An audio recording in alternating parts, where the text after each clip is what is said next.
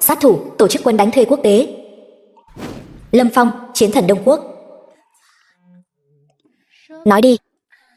Muốn chơi trò gì kích thích nào? Càng kích thích càng tốt. Vốn dĩ là nữ sát thủ, đứng đầu bảng xếp hạng quốc tế, mà ám sát cũng cần dùng mỹ nhân kế sao?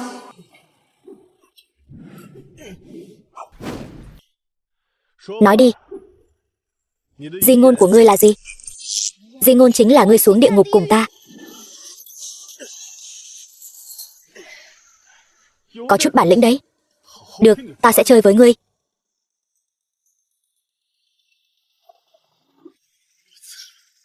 Ngươi là đội cản tử thần Phong hả?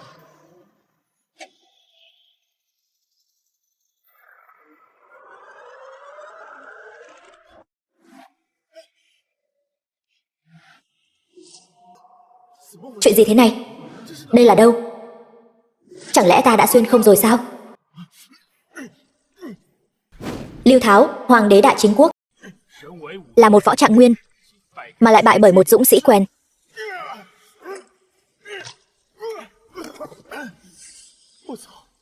Ta lại xuyên không vào thân xác võ trạng nguyên của Đại Chính Quốc này sao?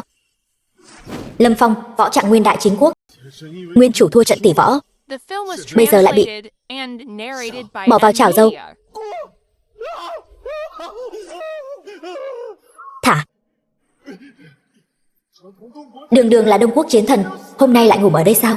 Côn Điện. Tuyệt quá. Côn Điện cũng xuyên không theo ta tới đây rồi.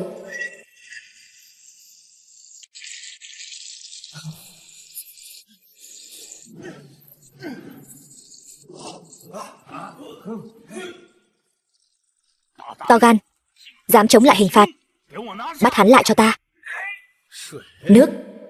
Vậy thì ta sẽ cho các ngươi nếm thử uy lực của Côn Điện thế kỷ 21.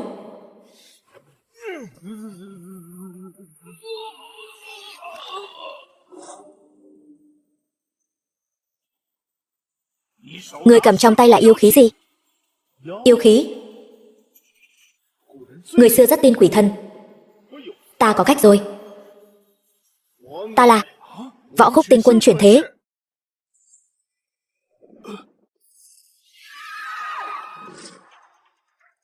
Bệ hạ, người này có thể dẫn động thiên lôi, e rằng không phải người thường.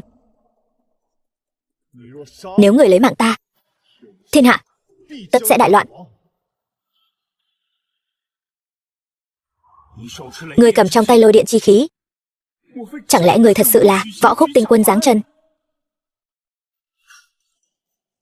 Không gì giả dối cả. Theo trẫm.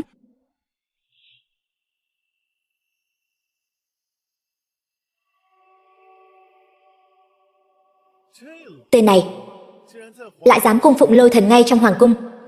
Cây côn điện này thật sự đã giúp ta. Võ Khúc giáng thế. Tai họa nổi lên. Võ Khúc Tinh Quân thật sự giáng trần rồi sao? Không biết nữa. Thần khí lôi điện này chỉ có tiên nhân mới có thể khống chế được. Nhưng chỉ bằng thứ này, trẫm vẫn chưa thể tin ngươi. Nếu là Võ Khúc Tinh Quân chuyển thế, chắc hẳn học thức uyên thâm. Trẫm muốn thử tài ngươi. Lão tử học đại học chuyên ngành lịch sử đấy, có gì có thể làm khó được ta? Có phải thật sự là Võ Khúc Tinh Quân giáng trần hay không? Ta thử là biết. Cứ việc ra đề đi. Ngươi có biết dùng binh không? Binh pháp là quỷ kế, biến hóa khôn cùng, xuất kỳ bất ý. Giải thích thế nào? Lợi thì dụ dỗ, loạn thì chiếm lấy, nhàn thì phòng bị, mạnh thì tránh né. Tưởng lão tử xem Bách Gia Giảng Đàn và Tôn Tử binh pháp là vô ích sao? Lời của Võ Khúc chưa từng được nghe, khiến trẫm phải giật mình tỉnh ngộ. Trẫm tin ngươi. Cắn câu rồi, trẫm bây giờ liền phong ngươi làm Thiên Hạ binh mã đại tướng quân, lại ban cho ngươi 3 mũi tên xuyên vân cửu ngũ, Một mũi tên này có thể điều động 10 dặm hộ quân, 2 mũi có thể điều động 100 dặm hổ báo doanh, 3 mũi cùng bắn có thể điều động tam quân. Mời ngươi đến hội trường võ đạo, dương oai quốc ta. Thiên hạ binh mã đại nguyên soái, điều này tương đương với tổng tư lệnh tam quân rồi. Trẫm vừa rồi nói kế sách dùng binh, chư vị ái khanh nghĩ thế nào? Bệ hạ, lời bệ hạ vừa nói, Hoàng Cơ Bạch, đại tướng quân đại chính quốc, thật là vạn cổ kỳ mưu, nên biên soạn thành sách, ghi vào sử sách. Phải, đây là trí tuệ của võ khúc truyền thế. Trẫm nào dám nhận công lao trời ban. Võ khúc tinh quân truyền thế, đúng vậy. Võ khúc tay cầm thần khí lôi điện, thông hiểu mọi vật trên thế gian. Cùng trẫm đàm luận giờ đã là tri kỷ. Thần xin gặp võ khúc tinh quân. Trẫm đã phong võ khúc làm thiên hạ binh mã đại nguyên soái. Lúc này đang đi đến đại hội võ đạo vạn quốc, vì đại chính quốc ta giành lấy vinh quang. Đi.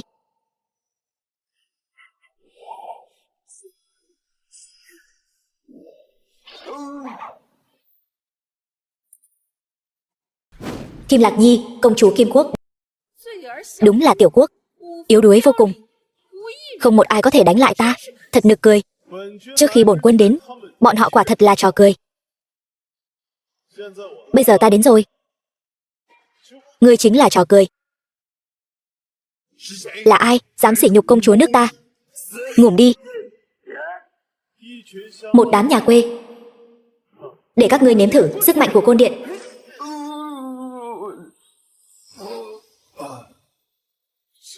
Vũ khí gì đây? Người rốt cuộc là ai?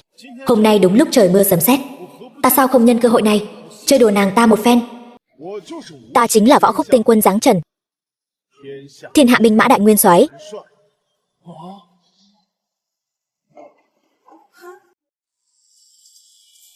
Võ khúc tinh quân Giáng Trần. Cái thứ võ khúc tinh quân Giáng Trần gì chứ? Người bất quá chỉ là một tên Võ Trạng Nguyên. Mấy hôm trước so tài với dũng sĩ Kim Quốc, thua rồi. Bệ hạ vậy mà không chém đầu ngươi, bây giờ lại dám ở đây mạo danh võ khúc tinh quân quân. Hoàng Cơ Bạch, lão tặc ngươi, bắt nạt phát thê của ta, còn dùng kế hại ta, thua võ sĩ Kim Quốc, còn dám trừng mắt với ta.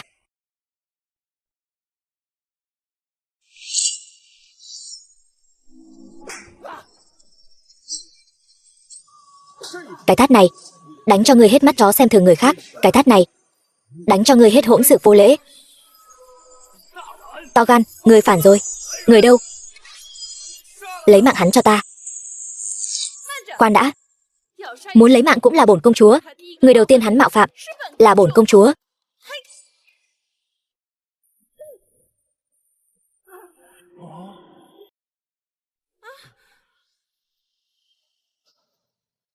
Đây chính là hậu quả của việc người bất kính với bổn quân.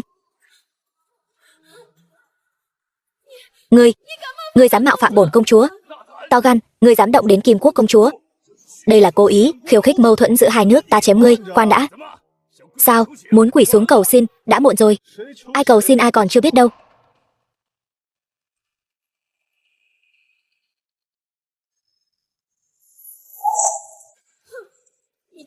Ngươi dám ngồi lên thánh vị này? To gan, đây là chỗ bệ hạ dành riêng cho tinh quân, sao ngươi có thể ngồi được? Được lắm, Lâm Phong, ngươi đây là chán sống rồi. Ta chính là võ khúc tinh quân, hiện là thiên hạ binh mã đại nguyên soái.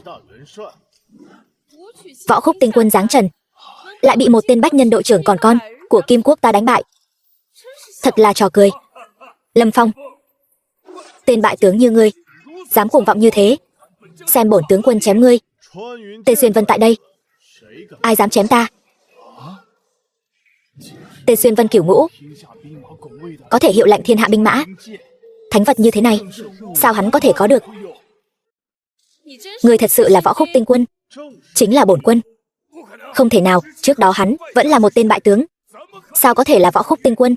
Nhất định là giả, đúng vậy. Chuyện này nhất định có gì đó mờ ám, nhất định là tên phế vật này đã trộm tên Xuyên Vân mà bệ hạ ban cho Tinh Quân. Ở đây mạo danh chứ gì? Đều không tin phải không? Vậy bổn quân sẽ cho các người tin.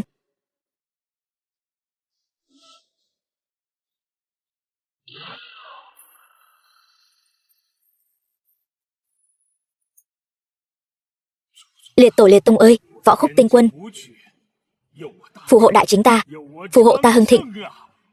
Thật là...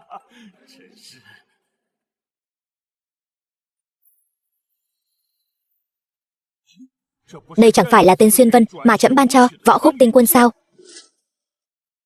Võ đạo đại hội này, rốt cuộc đã xảy ra chuyện gì? Bệ hạ, thần vừa nhận được tin, tên hỗn xược, bại tướng Lâm Phong đó, Hoàng tướng quân đang muốn chém hắn. Hỗn xược, Hoàng Cơ Bạch này, ai cho hắn lá gan đó?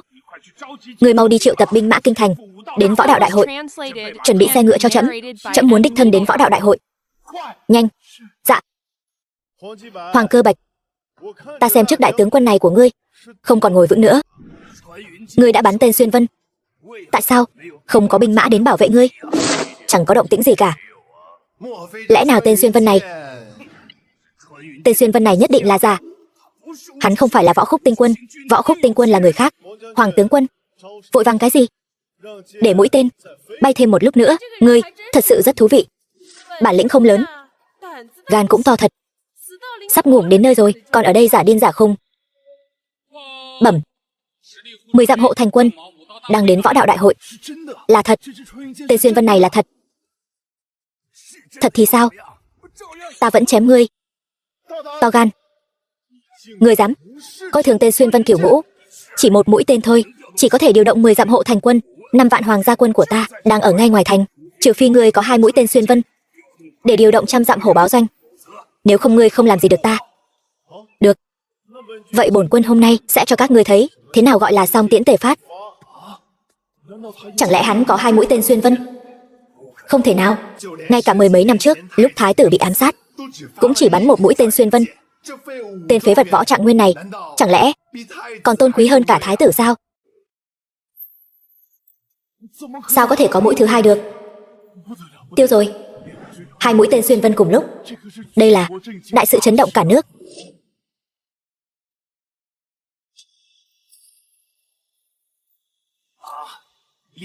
Song tiễn tề phát, 100 dặm hổ báo doanh lập tức đến ngay. 5 vạn hoàng gia quân cũng không thể chống đỡ nổi. Chẳng lẽ hắn thật sự là Võ Khúc Tinh Quân? Mũi tên Xuyên Vân này nhất định là hắn ăn cắp được. Trừ phi hoàng thượng đích thân đến, nếu không thì ngươi không làm gì được ta.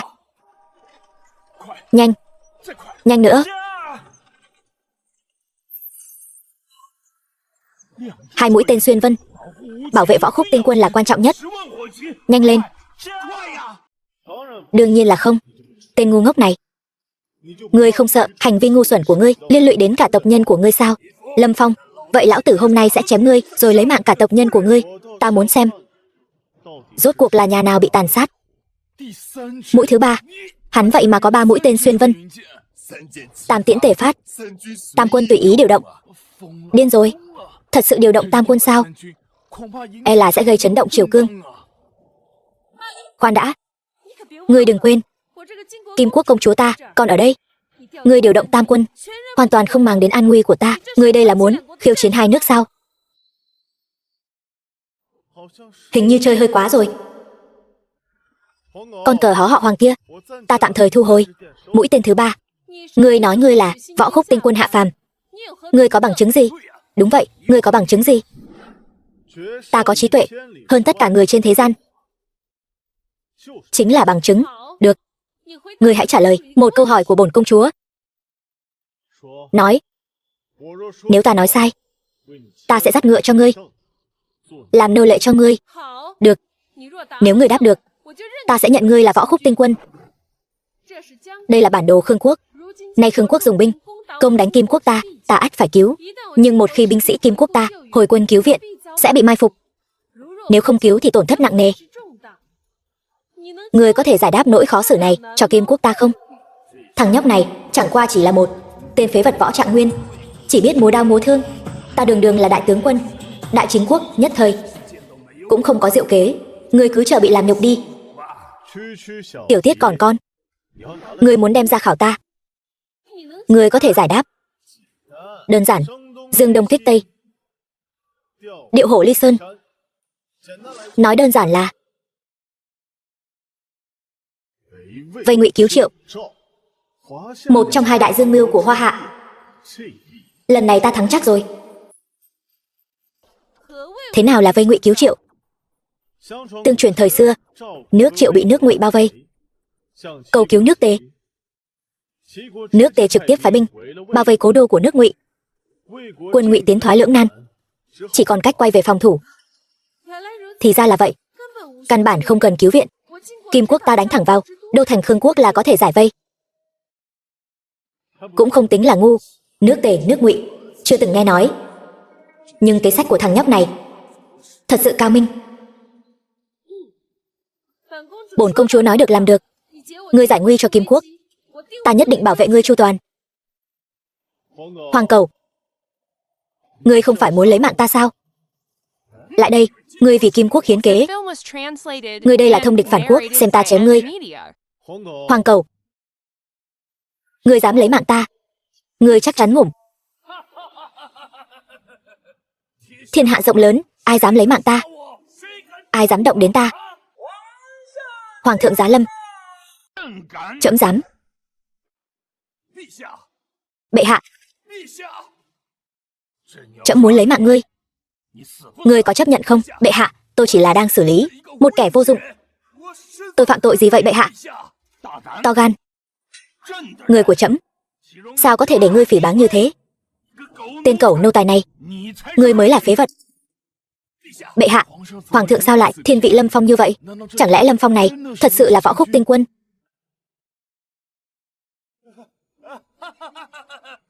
Bệ hạ, là thần. Mắt chó xem thường người. Là thần có mắt không thấy Thái Sơn. Mong bệ hạ thứ tội. Là trẫm an bài không chu toàn, để ngươi chịu nhục lớn như vậy. Trẫm sẽ thay ngươi thực thi công lý. Ngự lâm quân, chém hắn. Bệ hạ, thần là đại tướng quân, do người đích thân xác phong. Chém ta người phải suy nghĩ lại. Bệ hạ, đúng vậy, bệ hạ phải suy nghĩ lại. Đồ hỗn láo. Lâm Phong, ta xem ngươi làm gì được ta. Trẫm không thể vượt quá quốc pháp, không thể chém hắn. Cái này vẫn chưa thể chém hắn. Dễ thôi.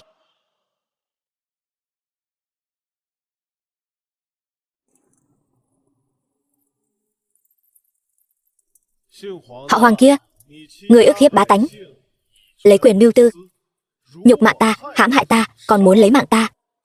Hôm nay ta sẽ trả lại ngươi cả vốn lẫn lời. Chữ này ta tặng cho ngươi, là mong ngươi có thể nhận rõ thân phận của mình, còn không khấu đầu tạ ơn. Tạ ơn Võ Trạng Nguyên, còn là nhất phẩm đại tướng quân, thật là vô sỉ. Theo trẫm đến ngự thư phòng, trẫm còn có việc quan trọng cần thương nghị với ngươi. Đi.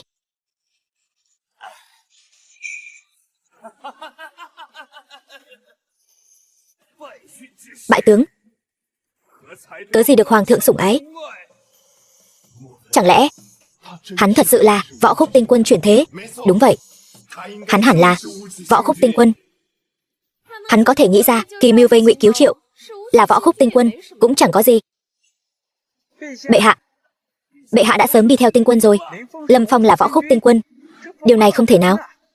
Hắn không phải là Võ Khúc Tinh Quân, vì sao lại được thánh thượng sủng ái? Ta hiểu rồi, công chúa Kim Quốc đang ở đây. Bệ hạ không muốn chuyện xấu trong nhà bị lộ ra ngoài. Đúng vậy, bệ hạ đưa Lâm Phong đi chắc chắn là muốn dùng nhục hình. Đúng, Võ Khúc Tinh Quân thấy hắn mạo danh mình, nhất thời nổi giận, muốn tự tay xử tử hắn. Nhất định là như vậy. Hắn đã muốn ngủm, vậy thì để cả nhà hắn ngủm cho trọn vẹn. Tinh Quân bị nhục, trẫm thật có tội. Mong Tinh Quân chớ thất vọng về Đại Chính Quốc. Bệ hạ nói quá lời rồi. Hoàng đế này thật mê tín. Thánh thể của tinh quân liên quan đến quốc vận, không thể xem thường. Trẫm sẽ ban cho tinh quân một thanh thượng phương bảo kiếm. Thượng phương bảo kiếm có thể chém bất kỳ gian thần nào. Tinh quân cầm thanh kiếm này, sẽ không còn ai dám mạo phạm người nữa.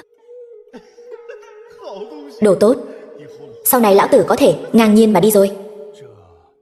Thượng phương bảo kiếm này rất khó có được. Bệ hạ đối với thần ân nghĩa như thế, chắc hẳn là có việc cần nhờ thần. Tinh quân quả nhiên thông minh hơn người. Tuy các nước đều đang tranh giành vị trí tối cao, nhưng chỉ có Khương quốc độc tôn. Nếu Khương quốc tấn công Kim quốc, Kim quốc cầu viện trẫm, trẫm không biết có nên cứu hay không. Bệ hạ, Kim quốc này và nước ta liền kề, nếu như không cứu, nhất định là môi hở răng lạnh. Thế nhưng Đại Chính quốc ta quân sự suy yếu, đánh thất bại thôi.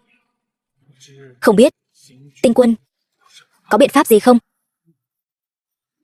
Lão già này hóa ra là muốn thăm dò kế sách của ta à? Tinh quân vì sao cười? Bệ hạ, thần cười là bởi vì thần đã nghĩ ra chiến pháp tất thắng. Chiến pháp gì? Chế tạo tiên khí. Tiên khí gì vậy? Nếu trên mặt đất đánh không lại, vậy chúng ta đánh trên không trung. Vật này gọi là máy bay lượn. Máy bay lượn. Máy bay ném bom chế tạo không được, máy bay lượn còn chế tạo không được sao? Vật này có thể cưỡi gió bay, đứng giữa không trung. Thật sự lợi hại vậy sao? Đây chính là điều thần nghĩ ra. Tất thắng chi pháp. Ta muốn đem không chiến xuất hiện sớm hơn mấy nghìn năm. Tinh quân, nếu người sớm ngày chuyển thế, bách tính Đại Chính quốc ta cũng sẽ không ngủm nhiều người như vậy. Bệ hạ, là thần đến muộn. Không muộn, vẫn mong tinh quân sớm ngày chế tạo tiên khí, nâng cao quốc uy Đại Chính quốc ta. Tinh quân chế tạo tiên khí cần gì cứ nói, trẫm tuyệt đối không từ chối. Bệ hạ, đừng vội, thần muốn về nhà một chuyến báo bình an. Nhà tôi còn có một mỹ nhân tuyệt sắc, trẫm quên mất. Người nhà còn chưa biết người đã thoát khỏi hiểm nguy. Người hãy về trước. Thượng phương bảo kiếm trẫm lập tức phái người đưa đến. Vậy thần cáo lui. Tô Vãn Tình, phát thê của Lâm Phong, quả không hổ danh là đệ nhất mỹ nhân Đại Chính. Trước đây phu quân ngươi đối xử với ngươi không tốt, nhưng hắn bây giờ đã ngủm rồi, chi bằng làm nữ nhân của tướng quân đi. Thiếp thân đã có chồng, luôn chung thủy với chồng. Đồ tiện tì, phải giữ tiết. Ta lấy mạng chúng. Đại nhân tha mạng. Nói là tự ngươi cởi, hay là ta lấy mạng chúng nó rồi giúp ngươi cởi? Phu nhân cứu ta. Ta cởi. Thế này mới phải chứ. Bổn tướng quân hôm nay muốn trước mặt mọi người chơi chính thê của tên nô tài Lâm Phong đó. Không ngờ đời này lại còn được thấy vợ của Võ Trạng Nguyên bị chơi. Nghe nói vẫn là đích nữ của nhất phẩm đại quan đó. Bất quá sau đó đại quan kia bị từ chức rồi. Cởi. Đại tướng quân, ngài xong rồi thì cũng để cho anh em ta sung sướng tí chứ. Được. Màn dạo đầu xong rồi, bây giờ đến màn chính thôi. Dừng tay. Hoàng Cơ Bạch, ngươi dám động vào nữ nhân của ta, sao chưa ngủm? Kẻ sắp ngủm là ngươi.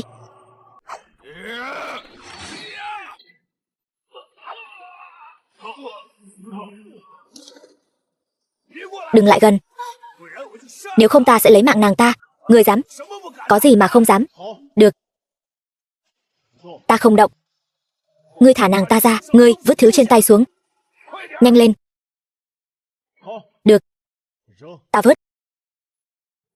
Ta thả nàng ta cũng được. Quỳ xuống. Khấu đầu cho ta mấy cái. Bệ hạ ban cho ta Thượng Phương Bảo Kiếm. Ta quỳ. Chẳng khác nào bệ hạ quỳ ngươi. Ngươi không đáng. Quỳ xuống. Thượng Phương Bảo Kiếm tới.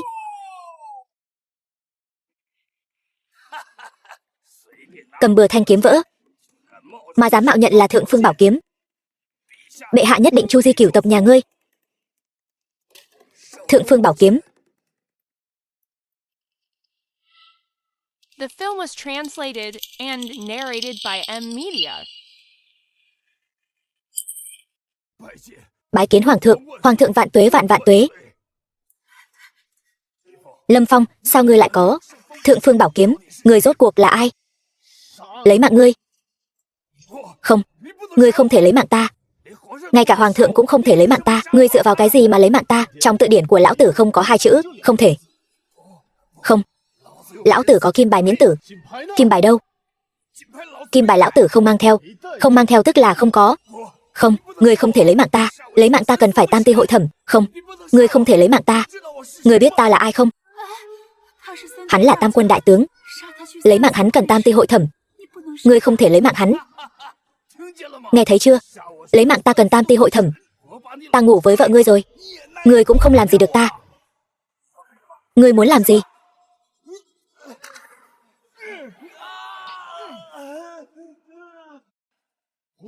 Cút.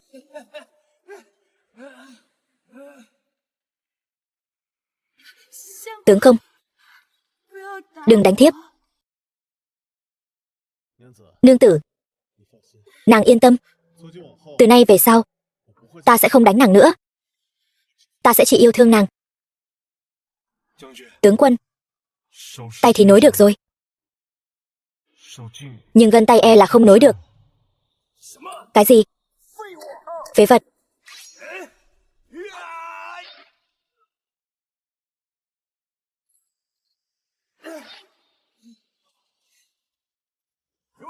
Gọi thêm cho ta một thái y nữa.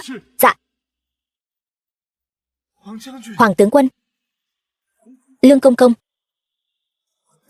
Ta đối đãi ngươi không bạc. Sao ngươi lại hãm hại ta? Hoàng tướng quân, nô tài nào dám hãm hại ngài? Vậy sao ngươi lại lừa ta? Lâm Phong không phải Võ Khúc Tinh Quân.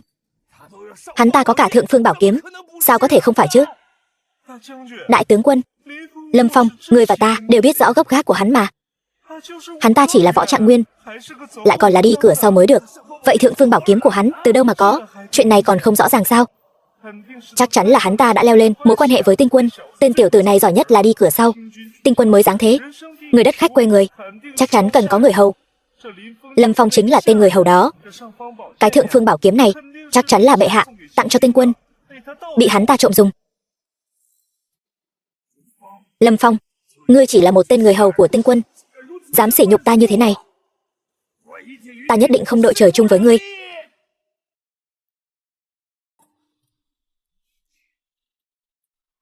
Hay là để ta tự làm vậy? Nói là sẽ cưng chiều ngươi, thì phải cưng chiều đến cùng. Hoàng tướng quân, đây chính là thời cơ tốt để lấy mạng hắn. Hoàng thượng hạ lệnh triệu tập mở hội nghị chinh phạt. Đến lúc đó Võ Khúc Tinh Quân nhất định sẽ tham gia. Võ Khúc Tinh Quân nhất định sẽ có mặt. Với nhân mạch và thế lực của đại tướng quân, việc này chỉ cần đại tướng quân chủ động đầu quân cho Tinh Quân, thì Tinh Quân tất nhiên sẽ không dùng Lâm Phong tên tiểu tử đó nữa. Đến lúc đó, hắn ta không còn chỗ dựa là Tinh Quân. Ta xem hắn ta làm sao mà đấu với ta. Lâm Phong, tại hội nghị chinh phạt, ngươi chắc chắn sẽ ngủ, không ăn cơm. Ăn ngươi được không? Lão gia, Thánh thượng truyền khẩu dụ, mời ngài đến hội nghị chinh phạt, chủ trì đại cục. Tướng quân, trạng thái của ngài vẫn là thần thái dồi dào. Hoàng đại nhân, trên mặt ngài khắc chữ nô, tay cũng bị chém rồi, vẫn có thể làm đại tướng quân sao?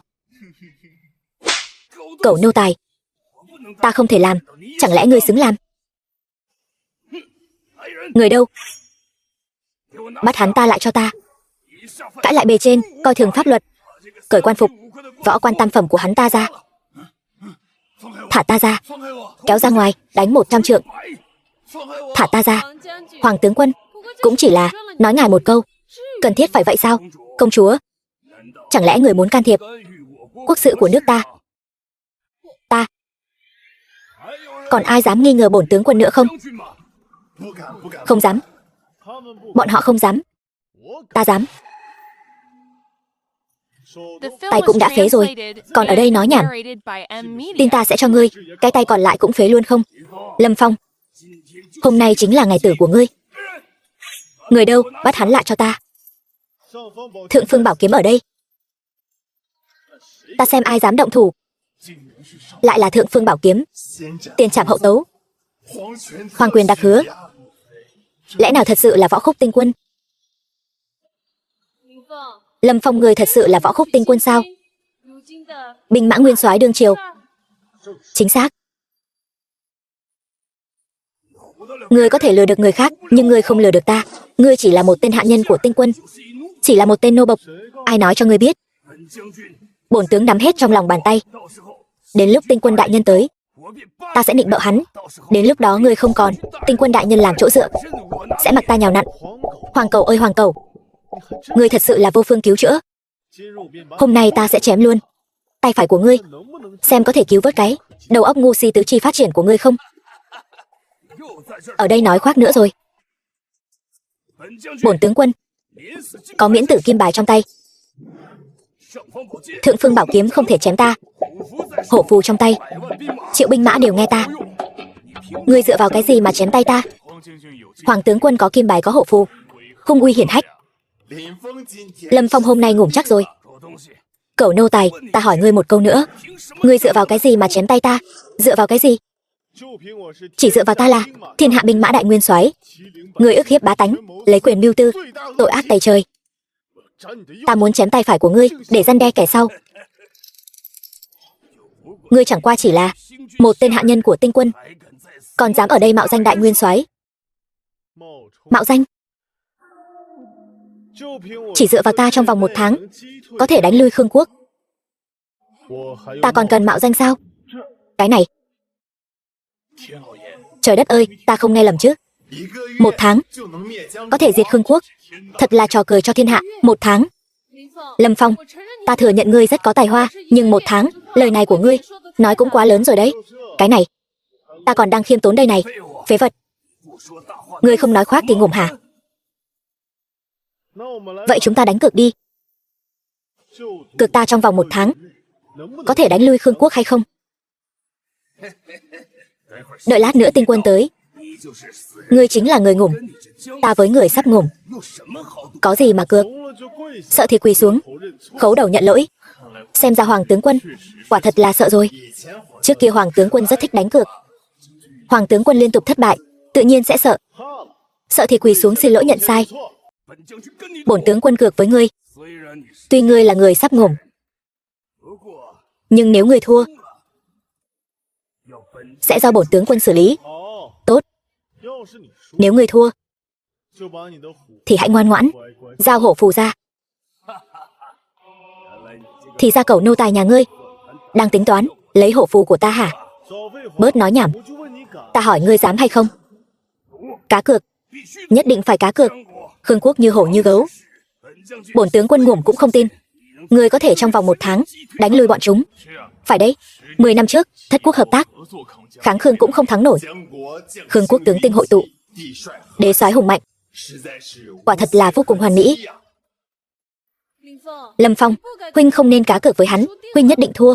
Trái lại, ta nhất định thắng. Bản quân chính là Võ Khúc Giáng Trần, tự nhiên có thể chế tạo thiên giới tiên khí. Tiên khí? Tiên khí này tên là máy bay lượn, có thể chở người bay lên trời, kết hợp với pháo đạn mà ta chế tạo từ thuốc nổ, có thể nhất chiêu chế địch. Thần kỳ như vậy chưa từng nghe nói qua. Phải, đây thật sự là tiên khí. Máy bay lượn tiên khí. có thể vạn quân đột sông, lấy thủ cấp thượng tướng. Đến lúc đó bổn quân sẽ như thiên thần giáng thế, phá vỡ trận địa địch. The film was translated Binh lính Khương quốc and narrated by sẽ như M. gà đất chó sành.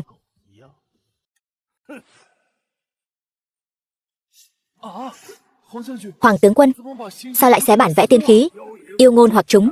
Mọi người đừng tin. Hoàng tướng quân, dù không tin cũng không cần xé bản vẽ chứ.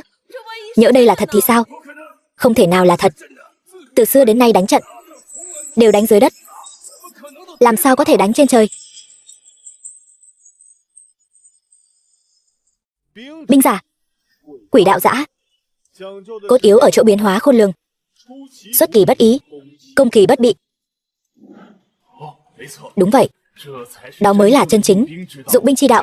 Lâm Phong tuổi còn trẻ mà đã có kiến thức như vậy, thật là nhân tài. Trí kế xuất chúng, không ai sánh bằng. Nhân tài như vậy sao không ở dưới trướng phụ thân ta, lại ở đây yêu ngôn hoặc chúng, cẩu nô tài. Lát nữa tinh quân và bệ hạ cũng sắp đến rồi, đến lúc đó nhất định sẽ trị tội ngươi. Bệ hạ thấy được thì thật là tốt quá. Đủ rồi, tên phế vật nhà ngươi, mượn danh tinh quân ở đây yêu ngôn hoặc chúng. Ta nhất định phải thay mặt tinh quân và bệ hạ trừng trị ngươi. Mau lên, bắt hắn lại cho ta. Thượng phương bảo kiếm tại đây, ta xem ai dám phóng túng. Hổ phu và kim bài miễn tử tại đây, cứ bắt hắn, chém hắn đi, ta xem ai dám. Hoàng thượng giá lâm. Phế vật, hoàng thượng đến thì tinh quân nhất định cũng đến, đến lúc đó sẽ trị tội ngươi. Ngươi chắc chắn ta sẽ bị trị tội sao? Ta chắc chắn. Phế vật, ngươi không bị hoàng thượng trị tội, ta ăn giác cho ngươi xem. Được, vậy ngươi ăn chắc rồi. Bệ hạ. Lâm Phong gặp bệ hạ, vì sao không quỳ? Hắn không cần quỳ. Hoàng thượng, đây là vì sao? Hỗn xược, trẫm hành sự thế nào cần phải nói với ngươi sao? Bệ hạ, thần không hiểu. Tuy nhiên nói ra cũng không sao. Các ngươi đều nghe cho kỹ, hắn chính là Võ Khúc tinh quân. Bệ hạ, thần có việc quan trọng tấu trình, xin bệ hạ di giá. Tinh quân vì sao không để trẫm nói hết? Bệ hạ, thần cùng Hoàng Cơ Bạch đánh cược, nếu hắn thua, hắn phải đưa hổ phù cho thần. Hắn thật hào phóng. Hổ phù này có thể điều động quân đội mà Lâm gia dày công kinh doanh nhiều năm, cho nên ta nhất định phải lấy được hổ phù này. Nếu chỉ là hổ phù, trẫm đều có thể giúp ngươi lấy, chỉ là lấy được rồi, ngươi cũng không dùng được. Lâm gia này nắm giữ quân đội nhiều năm. Bệ hạ đừng lo, chỉ cần có hổ phù, thần tự có cách nắm giữ quân đội. Nghề nghiệp ban đầu của ta chính là điều động quân đội, cách nhiều lắm. Bệ hạ nói hắn là Võ Khúc tinh quân. Đúng vậy, nhưng lời bệ hạ hình như chưa nói hết. Võ Khúc tinh quân gì? Bây giờ chắc chắn là đang cầu xin bệ hạ, cầu xin bệ hạ đừng lấy mạng hắn. Ta thấy không giống lắm. Đàn bà nghĩ nông cạn. Ngươi nói lại lần nữa xem.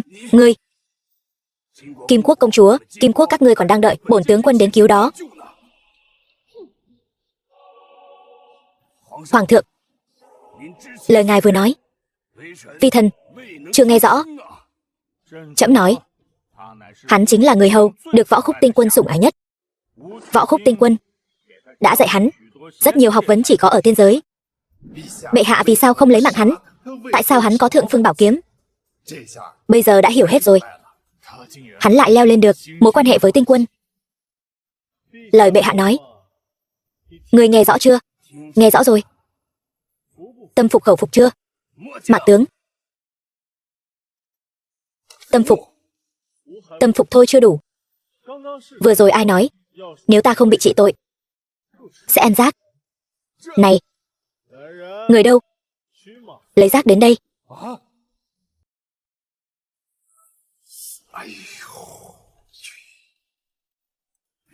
Bệ hạ, có chuyện gì vậy Hoàng đại tướng quân? Không hợp khẩu vị hả? Cái này cũng đúng, khô thế này làm sao mà ăn? Đi, lại lấy thêm một thùng nước tiểu ngựa cho Hoàng tướng quân súc miệng. Mời Hoàng tướng quân. Cứ ăn uống thoải mái đi, chuyện gì cũng đừng để trong lòng. Hoàng tướng quân, khẩu vị nặng ghê vậy, cả thùng nước tiểu to thế này. Tướng quân, ăn nổi không? Đại tướng quân, vừa rồi đã đắc tội, xin thứ lỗi cho ta. Không, ăn. Bệ hạ, trẫm lại ngươi ăn. Hoàng tướng quân ăn đi, bệ hạ bảo ngươi ăn, ngươi còn không ăn nữa hả? Mau ăn đi. Thật sự ăn rồi. Hắn thật sự ăn rồi. Sao mà nuốt trôi nổi? Mau uống đi. Thấy chưa, hắn thật sự uống rồi.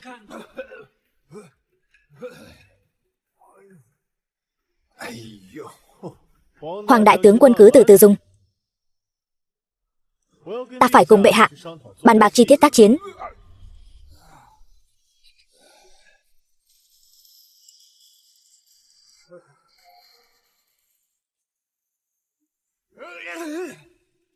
Hoàng tướng quân, từ nay về sau ngươi đổi tên thành tướng quân Giác đi.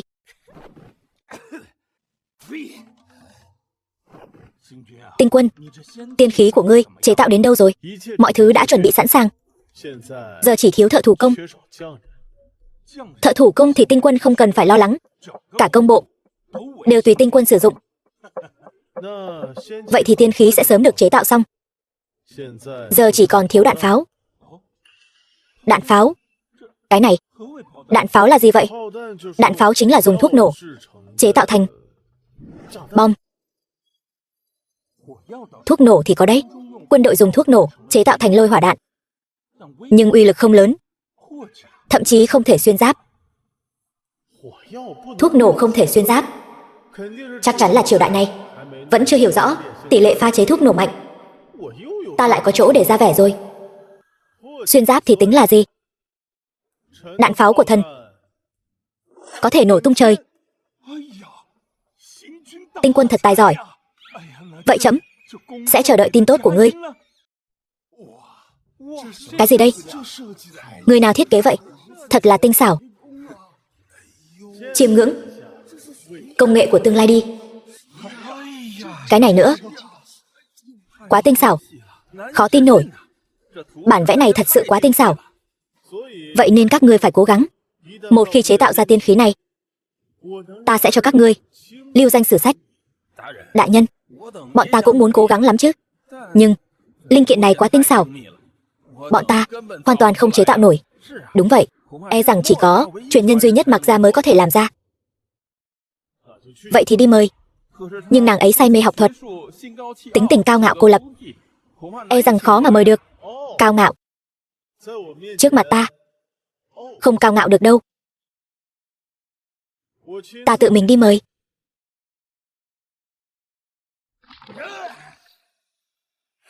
Chỉ là hạ nhân của tinh quân lại dám sỉ nhục ta như vậy.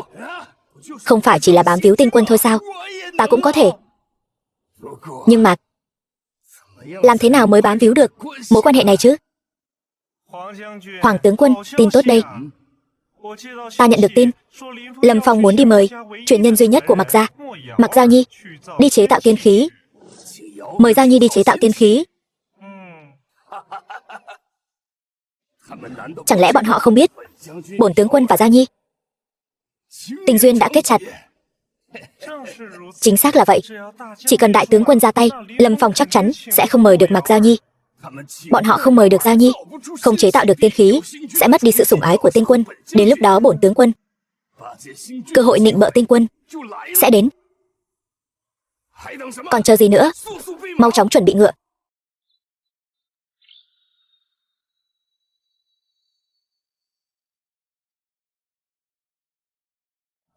Gia chủ, Hoàng tướng quân đến. Giao Nhi, ta đến rồi. Mạc Giao Nhi, gia chủ Mạc Gia. Ngươi là ai? Ta, lão hoàng đây, từng theo đuổi nàng đấy. Ta không quen biết ngươi. Đi mau, đừng làm ảnh hưởng đến việc nghiên cứu của ta. Muốn ta đi cũng được. Chờ đã, có một người tên Lâm Phong muốn đến tìm nàng giúp đỡ. Nàng ngàn vạn lần đừng đi. Vạn vật trên thế gian chỉ có tri thức là nhất. Ta không quan tâm đến những chuyện đó. Cho dù bệ hạ đến cũng vô dụng. Được, bệ hạ tìm nàng vô dụng, ta tìm nàng nhất định hữu dụng. Tên cẩu nô tài. Giao Nhi chuyên tâm nghiên cứu, mặc ra cơ quan thuật, ngay cả ta cũng không nhận ra. Nàng ấy sẽ giúp ngươi. Thật là nực cười. Dù ngươi là ai, mau rời khỏi đây. Nếu ta không rời đi. Người đâu? Tống cổ hắn đi cho ta. Thằng nhãi mất mặt rồi chứ hả? Ta sẽ bị mất mặt sao? Nực cười.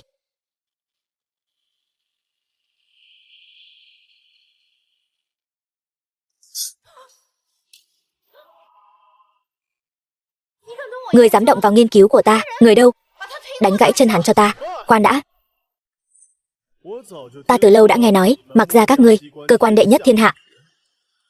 Không ngờ đường đường là gia chủ lại nghiên cứu thứ đồ bỏ đi này. Đồ bỏ đi gì chứ? Kẻ tầm thường như ngươi sao biết được điểm tinh diệu của xe độc luân ta? Đúng, cẩu nô tài này dựa vào việc mình là người hầu của tinh quân mà tác quái. Giao Nhi, mau đuổi hắn ra ngoài, gọi ta gia chủ. Ta không quen biết ngươi. Giao Nhi, ta còn thích ngươi cơ đấy. Ngươi, Hoàng Cẩu, không ngờ ngươi lại là một kẻ theo bám. Ta, ngươi làm vậy là muốn cho xe độc luân tiện lợi hơn. Đúng vậy. Chẳng lẽ ngươi có thể hiểu được? Bình thường ta đã học qua thiết kế công trình. Thứ này, sao ta lại không hiểu? Cũng chỉ có vậy thôi. Xem ra mời ngươi đến cũng chẳng giúp được gì. Tạm biệt. Khoan đã. Vị công tử này, ngươi có phương án nào tốt hơn không? Đương nhiên là có. Xin mời nói. Ngươi đã từng nghe qua Mộc Ngưu Lưu Mã chưa? Đây là bí thuật của ngoại long. Nhỏ con nhà ngươi, quỳ xuống cầu ta dạy cho ngươi đi. Thế nào là Mộc Ngưu Lưu Mã? Mộc Ngưu Lưu Mã, thanh truyền làm xương, bánh răng làm thịt, không cần tự nhiên, vẫn tự vận hành, không tốn sức người. Đó chính là cơ khí. Sao có thể như vậy? Lợi hại như vậy sao? Không cần nhân lực. Tuyệt đối không thể nào. Đúng, không thể nào. Tên tiểu tử này nói hưu nói vượn bịa đặt lung tung. Ngươi cũng nghĩ ta đang bịa đặt? Không. Hắn có thể không bịa đặt. Có lẽ thật sự có thể chế tạo ra được. Gia chủ, trên đời này thật sự có thần khí như vậy sao? Nếu thật sự là vậy, vậy hắn chính là nhân tài số một thiên hạ. Còn hơn cả vậy. E rằng cả tổ sư gia sáng lập mặc ra cũng không bằng hắn. Xin đại hiền, mời đại hiền truyền thụ cho ta thuật Mộc Ngưu Lưu Mã. Xin đại hiền truyền thụ cho chúng ta thuật Mộc Ngưu Lưu Mã. Hoàng Cẩu, bây giờ ngươi thấy nàng ấy sẽ giúp ta chứ? Giao Nhi, hắn chỉ là một tên người hầu của tinh quân, sao lại có văn tài như vậy chứ? Không được nhục mạ đại hiền của ta. Giao Nhi, ta một lòng yêu ngươi. Ngươi vậy mà không bênh vực ta. Ngươi lại bênh vực hắn. Ta không bênh vực bất cứ ai. Ta chỉ bênh vực người có tài. Còn hắn chính là nhân tài tuyệt thế. Còn ngươi, cút đi cho ta. Cẩu bám ơi cẩu bám, đến cuối cùng chẳng còn gì. Khinh, người khác tin ngươi, ta không tin ngươi. Ta không tin ngươi có thể chế tạo ra thứ gì ghê gớm đâu. Chúng ta có thể đánh cược tiếp. Nếu ta thua, ngươi muốn ta làm gì, ta sẽ làm cái đó. Nhưng nếu ta thắng, thì binh lính chế tạo lôi hỏa đạn của ngươi cho ta mượn dùng. Ngươi lại đang tính toán gì đây? Vừa rồi còn nịnh bợ, bây giờ lại biến thành kẻ hèn rồi. Không, bổn tướng quân không thể nào hèn được. Lôi hỏa đạn The film was translated cũng không tác dụng gì. and narrated by M Media. Ta cá với ngươi. Được. Vậy bây giờ ta sẽ làm ra cho ngươi xem. Cái này quá to không được. Đợi ta lấy cái rồi tới.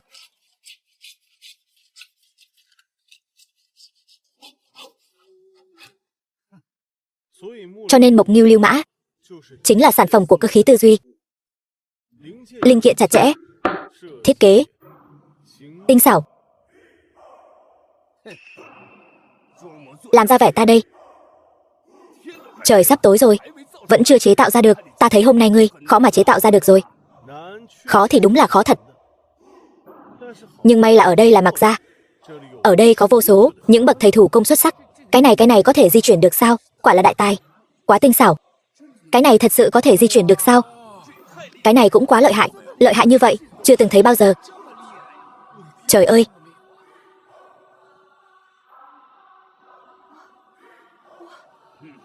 Có bản lĩnh thì cho nó đi 2 bước xem. Mở to con mắt của ngươi ra, nhìn cho kỹ.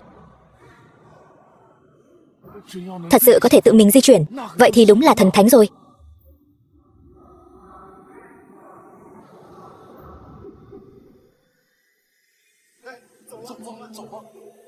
Đi rồi. Di chuyển rồi. Thật sự di chuyển rồi.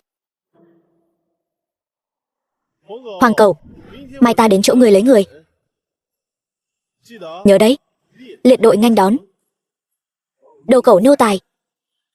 Chúng ta cứ chờ xem. Tạ đại hiền. Xin đại hiền dạy bảo học thuật cho Mặc Gia tôi. Xin đại hiền dạy bảo học thuật cho Mặc Gia tôi. Đại nhân, ngài thật sự đã mời được gia chủ Mặc Gia đến rồi. Đúng vậy, trước đây bệ hạ đến mời. Gia chủ Mặc Gia cũng chưa từng nhập triều làm quan. Đúng vậy, thể diện của đại nhân còn lớn hơn cả bệ hạ. Đúng vậy, Mặc Gia không nhận quyền quý, chỉ nhận đại hiền. Lâm Phong là vô song đại hiền, Mặc Gia đương nhiên phải đi theo. Mộc ngưu lưu mã gì đó đều là tiểu cơ quan, mà thứ thật sự có thể dung ngoạn thiên không là tiên khí.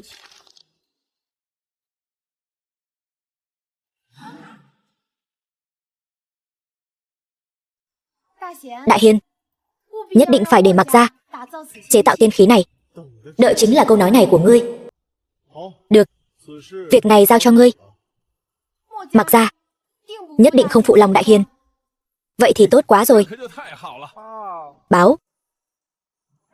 Đại nhân, bệ hạ triệu kiến. Ta đi một lát rồi về. Bệ hạ, tiên quân trẫm đều nghe nói rồi. Ngươi ngay cả Mặc Gia cũng có thể thu phục. Ngươi thật sự là phúc của đại chính quốc ta. Bệ hạ quá lời rồi.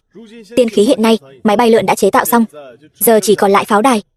Ngươi nói là lôi hỏa đạn. Lôi hỏa đạn này do Hoàng Cơ Bạch quản lý. Trẫm sẽ lấy cho ngươi. Không cần, thần đã lo liệu xong rồi. Hoàng Cơ Bạch kia tưởng rằng lôi hỏa đạn không có uy lực gì. Vào ngày mai, ta nhất định phải cho hắn mở mang tầm mắt. Tốt. Mau đi xách thêm mấy thùng nước nữa. Nhanh lên. Ngươi chẳng phải là muốn lôi hỏa đạn sao? Lão tử hủy hết cho ngươi. Xem ngươi còn dùng kiểu gì. Được. Hoàng Cẩu. Đồ bỏ đi tới rồi. Đây là lôi hỏa đạn ngươi muốn. Ở đây hết rồi. Ngươi cứ việc mang về nhà. Phơi 10 ngày nửa tháng đi. Biết đâu, có thể nổ ra chút bọt nước. Ngươi có bị lãng tai không vậy? Ta muốn là binh lính làm lôi hỏa đạn. Ta không cần đạn của ngươi. Ngươi muốn binh làm lôi hỏa đạn, chẳng phải cũng là đi chế tạo lôi hỏa đạn sao? Ai thèm làm lôi hỏa đạn? Lôi hỏa đạn thì đáng là cái thá gì? Lão tử muốn làm là pháo đạn. Pháo đạn của ngươi, biết đâu còn chưa mạnh bằng lôi hỏa đạn của ta. Thêm vài đống lôi hỏa đạn như thế này, cũng không bằng một viên pháo đạn của ta. Nói hưu nói vượn. Không tin, ta làm cho ngươi xem. Nào, hai người lại đây. Lão tử muốn xem thử chúng có thể chế ra pháo đạn gì cho ngươi. Đây là hai binh lính ngươi muốn. Ta xem hai tên vô dụng này chế ra được loại pháo đạn gì. Vậy thì ngươi cứ chờ xem. Hai tay các ngươi đen nhẻm. Có phải từ nhỏ đã tiếp xúc với thuốc súng? Phải. Nhưng các ngươi chỉ có thể chế tạo được lôi hỏa đạn, chế không ra pháo đạn uy lực mạnh hơn. Phải. Lũ cẩu nô tài. Hai đứa chúng nó là đồ bỏ đi. Những kẻ này, ta đã sớm muốn đuổi hắn ra khỏi quân doanh rồi. Ngươi muốn cho ngươi. Đại nhân, chúng tôi là kẻ vô dụng. Tôi đối với đại nhân cũng chẳng có ích gì. Người đời ngu muội. Thiên lý mã thường có, mà bá lạc rất hiếm. Tôi khác với hoàng cẩu này. Hắn không thể phát hiện ra bảo vật, còn tôi thì có thể. Tôi có thể dẫn dắt các ngươi chế tạo ra đại pháo đạn vượt thời đại, khiến các ngươi lưu danh sử sách. Đại nhân, điều này là thật sao? Đương nhiên. Bây giờ ta sẽ dẫn ngươi đi.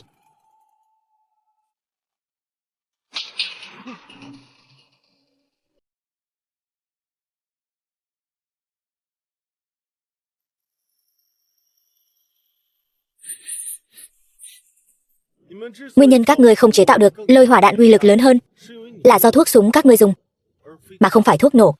Dám hỏi đại nhân, thuốc súng này và thuốc nổ là có gì khác biệt? Thuốc súng chỉ có thể làm pháo hoa cho người đời thưởng ngoạn, còn thuốc nổ lại có thế núi lở biển gầm. Vậy đại nhân, xin hỏi như loại thuốc nổ uy lực kinh người này thì nó được chế tạo như thế nào? Cái đó thì phải xem công thức. Lão tử năm xưa làm lính cũng từng tự tay làm thuốc nổ đấy. Còn núi lở biển gầm, ta thấy ngươi đúng là trò cười cho thiên hạ. Ngươi thật sự muốn uy lực như vậy thì ngươi đã sớm thành tiên rồi. Bản quân khi nào nói ta không phải tiên nhân? Còn bổn quân, bệ hạ đã nói rồi, ngươi là hạ nhân của một tinh quân. Còn ở đây làm ra vẻ bệ hạ nói gì ngươi cũng tin hả? Ngươi có ý gì? Không có ý gì. Nếu ngươi không tin thì chờ đại pháo của ta chế tạo xong thì ngươi đừng có chạy. Chạy cũng chỉ là một quả lôi hỏa đạn cỡ bự thôi mà. Bổn tướng quân cần gì phải chạy? Bổn tướng quân mà chạy thì là cháu ngươi. Khí phách thật đấy hoàng cẩu. Ta thật sự rất tò mò, ngươi sẽ bị nổ thành mấy mảnh. Còn nổ thành mấy đoạn, làm sao tổn thương được một cọng lông của bổn tướng quân? Vậy thì ngươi cứ chờ xem. Đến đây, hôm nay ta sẽ cho các ngươi lưu danh sử sách. Tướng quân mời dùng trà. Tướng quân thứ tội, cẩu nô tài, đến rót nước cũng không xong, muốn làm bỏng bổn tướng quân sao? Tướng quân thứ tội. Người đâu? Đánh hắn 100 trượng. Tướng quân tha mạng, nhanh lên. Tướng quân tha mạng. Hoàng cẩu, bổn quân ban cho ngươi chữ nâu này là hy vọng ngươi hành sự đừng hung bạo như vậy. Không ngờ ngươi vẫn như vậy. Lâm Phong, còn ở đây mạo danh tên quân. Ngươi tin lão tử bẩm báo thánh thượng lập tức trị tội ngươi không? Trị tội? Trước khi trị tội, ngươi hãy xem đây là cái gì. Đây chẳng lẽ là thứ ngươi gọi là bom núi lở biển gầm sao? Cũng chẳng có gì đặc biệt mà. Chẳng có gì đặc biệt. Vậy thì đến lúc ta kích nổ nó thì ngươi đừng có chạy đấy. Bổn tướng quân đã nói rồi, kẻ chạy là cháu ngươi. Hoàng tướng quân mời.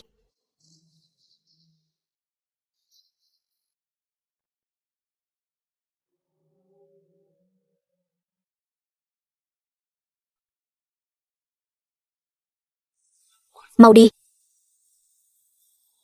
Hoàng cẩu, ngươi đừng có nhúc nhích. Lão tử không động đậy.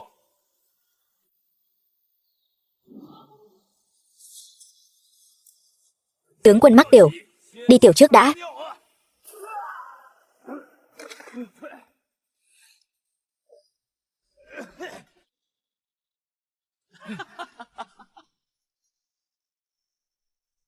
Hoàng cẩu, bị nổ thành mấy mảnh rồi. The film was translated and narrated by M Media. Hai người các ngươi thu dọn đồ đạc, theo ta về công bộ. Ta sẽ dẫn dắt các ngươi khai sáng một kỷ nguyên mới. Vâng đại nhân. Đi mau thôi. Tinh quân, trẫm lần này tới đây là để chúc mừng tinh quân. Bệ hạ đã biết rồi sao? Chuyện ở kinh thành, còn có chuyện gì mà trẫm không biết nữa chứ? Thiên băng địa liệt vô song vô đối. Người hết lần này đến lần khác làm trẫm ngạc nhiên. Bệ hạ, đó mới chỉ là phép thử nhỏ thôi. Chờ thuốc nổ của ta chế tạo xong, uy lực còn lớn hơn nữa. Còn có thể lớn hơn nữa. Muốn lớn bao nhiêu có bấy nhiêu. Bom nguyên tử không chế tạo được, thuốc nổ TNT lão tử còn chế tạo không ra sao? Thật tốt quá. Có tinh quân ở đây, đại chính quốc ta nhất định sẽ uy chấn vạn quốc. Hiện tại vạn sự đã sẵn sàng, chỉ còn thiếu quặng sắt và gỗ. Chỉ cần chúng vừa tới, tiên khí có thể chính thức được chế tạo. Được, trẫm sẽ chờ tin tốt của ngươi.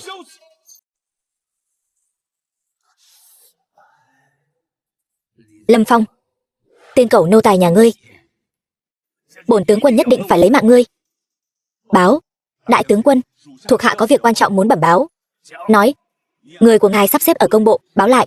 Bây giờ, công bộ đang chờ một lô quặng sắt và gỗ vào kinh thành để gấp rút chế tạo tiên khí. Tướng quân, đây là lộ trình vận chuyển mà mật thám vẽ lại. Truyền lệnh. Thiết lập trạm kiểm soát ở đây. Chỉ cần phát hiện có xe ngựa chở hàng, lập tức bắt giữ, nhanh lên. Vâng, thuộc hạ tuân lệnh. Thử cái này xem. Ngươi tránh ra. Lâm Phong phải dạy ta binh pháp, ngươi mới tránh ra. Lâm Phong muốn dạy ta thuật chế tạo tiên khí. Ta là công chúa Kim Quốc, ngươi dám tranh với ta sao? Mặc ra đệ tử của ta khắp thiên hạ, ai sợ ai? Đại nhân, không ổn rồi. Quặng sắt và gỗ của chúng ta bị giữ lại rồi. Ai giữ lại? Bổn tướng quân giữ lại. Xin lỗi nhé. Bổn tướng quân có quyền giám sát mật thám. Lô hàng của ngươi bị bổn tướng quân xem là đáng ngờ, nên đã tịch thu lại. Lão già khốn kiếp, ngươi biết giữ nhầm rồi. Sao còn không mau thả ra, lão già khốn kiếp. Hoàng Cơ Bạch, lô hàng này liên quan đến đại sự chế tạo tiên khí. Ngươi mau thả ra. Giao Nhi, thả thì chắc chắn là phải thả. Nhưng mà, tuy ta là đại tướng quân, nhưng quân đội khó quản lắm. Ta đoán lúc này, số hàng này đã bị chia chác hết rồi. Đám quân này, tố chất kém quá. Giao Nhi, ngươi nhất định phải hiểu ta. Ngươi xạo, ngươi căn bản là không có muốn thông quan hàng hóa. Công chúa, lời này không thể nói bừa được. Ta một lòng vì quốc gia mà làm việc, làm sao có thể làm ra chuyện như vậy được? Nói như vậy, ngươi là không có cách nào. Cách thì có một. Chỉ cần ngươi quỳ xuống, lại ta vài cái, biết đâu bổn tướng quân vui vẻ, lập tức truyền lệnh xuống. Thế nào? Ngươi thật láo xược. Lâm Phong là bậc đại hiền của thiên hạ, sao có thể quỳ lại ngươi được? Vậy thì bổn tướng quân cũng chịu thôi. Cho dù ngươi có cầm thượng phương bảo kiếm, cưỡi ngựa nhanh nhất, cũng phải mất 2 ngày mới đến được. 2 ngày, hàng hóa của ngươi đã bị chia chác hết rồi. Lâm Phong, ngươi muốn chế tạo tiên khí, e rằng không được rồi. Ai nói nhanh nhất là ngựa? Nhanh nhất là thứ bay trên trời. Bay? Ngay cả tiên khí cũng chưa chế tạo được, ngươi lấy gì mà bay? Ta thấy ngươi có chút vấn đề rồi. Lâm Phong, ngươi có phải áp lực hơi lớn rồi không? Đại hiền, hay là chúng ta đợi đợt sau? Đợi đợt sau? Đợi đợt sau thì phải đến năm nào tháng nào? Đến lúc đó Kim Quốc đã bị Khương Quốc diệt rồi. Ngươi xạo. Cho nên, ta khuyên ngươi vẫn nên quỳ xuống, lại ta vài cái, bổn tướng quân vui lên, biết đâu sẽ lấy lại số hàng đó cho ngươi. Quỳ cái đầu ngươi. Từ trước đến nay chỉ có ngươi quỳ ta thôi. Đều thấy rồi chứ? Là hắn không muốn, không phải ta không giúp hắn, đúng không? Vậy thì thôi. Không cần ngươi ở đây giả nhân giả nghĩa. Không có ngươi, ta vẫn có thể. Đại hiền, thật sự có tiên khí. Có thể bay lên trời sao? Đương nhiên. Công chúa, mọi người đừng để bị hắn lừa. Làm gì có nhiều thần khí như vậy? Người này rõ ràng là đang nói hưu nói vượn. Có phải bịa đặt hay không? Lát nữa mọi người sẽ biết. Tất cả nhân viên công bộ, mau ra giúp ta. Ta muốn chế tạo khinh khí câu.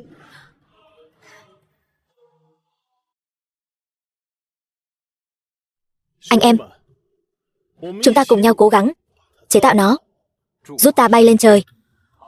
Được. Lâm Phong, tại sao tiên khí khinh khí cầu lại có thể bay lên trời? Rất đơn giản.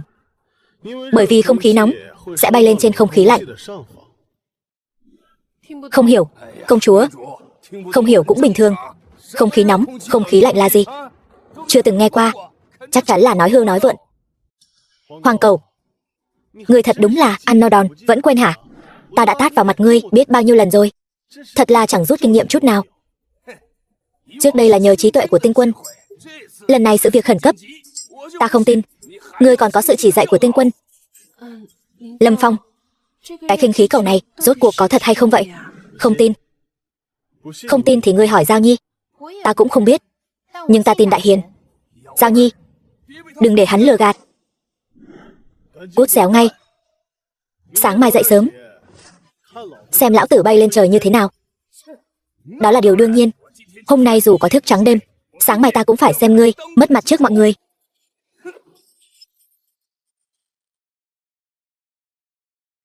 Cố lên.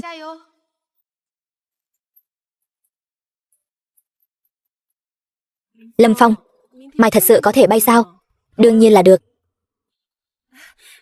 Vậy nếu ngày mai huynh bay, có thể cho muội đi cùng không? Ước mơ lớn nhất của muội từ nhỏ chính là được bay lên trời. Ta không chỉ có thể đưa muội bay lên trời, mà còn có thể cho muội sướng đến bay lên trời.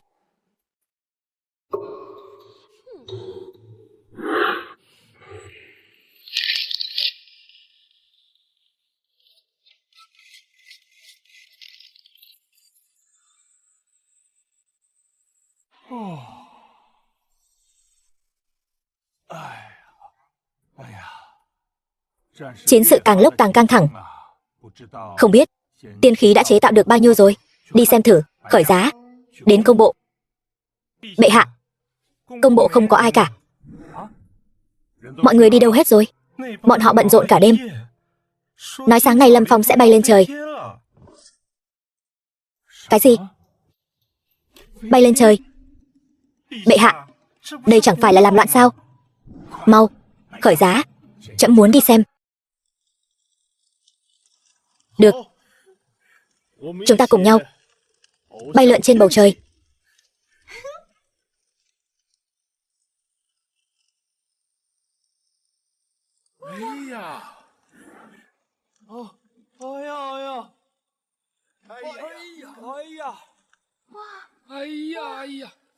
Hoàng thượng giá lâm.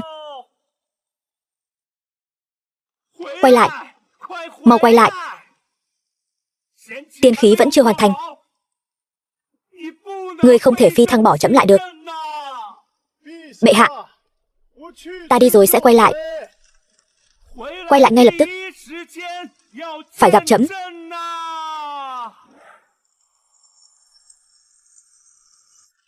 Mau nhìn. Là Đại Hiền. Còn có cả gia chủ nữa. Bọn họ thật sự bay lên được rồi. Bọn họ thật sự thành công rồi. Bọn họ đang vẫy tay chào chúng ta kìa.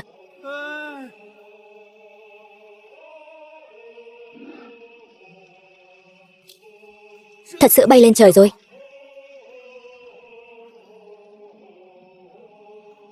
Ngươi không phải nói không thể bay sao? Hoàng cầu, ngươi. Cái này. The film was translated and narrated by M Media. Đây chính là loại quặng sánh ngang với vàng đó. Phát tài rồi. Những thứ này đều là để dành cho tinh quân làm tiên khí đấy. Nếu chúng ta bán đi, ngươi nói tinh quân có thể giáng trần, giáng hình phạt xuống chúng ta không? Tinh quân gì chứ? Đó đều là do bọn quan lớn thổi phồng lên thôi. Cũng đúng, nếu thật sự có tinh quân, lão tử lập tức xuất gia làm đạo sĩ. Ngươi có phải sợ rồi không? Nếu ngươi sợ, thì đừng cản trở ta phát tài. Huynh đài nói đùa rồi. Ta sao có thể làm lỡ huynh đài phát đại tài chứ? Ta chỉ sợ. Ngươi sợ cái gì mà sợ? Cái gì mà võ khúc tinh quân? Cái gì mà hiển thánh chân quân? Nếu hắn tới đây, ta một đao chém hắn thành 2 khúc. Ngươi vẫn chưa hiểu sao? Đều là nịnh hót lẫn nhau thôi. Hôm nay tới một thi tiên, mai tới một võ thánh, mốt lại tới một tinh quân. Đều là giả hết.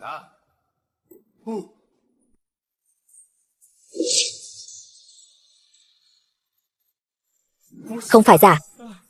Thật sự có tinh quân. Tinh quân tha mạng.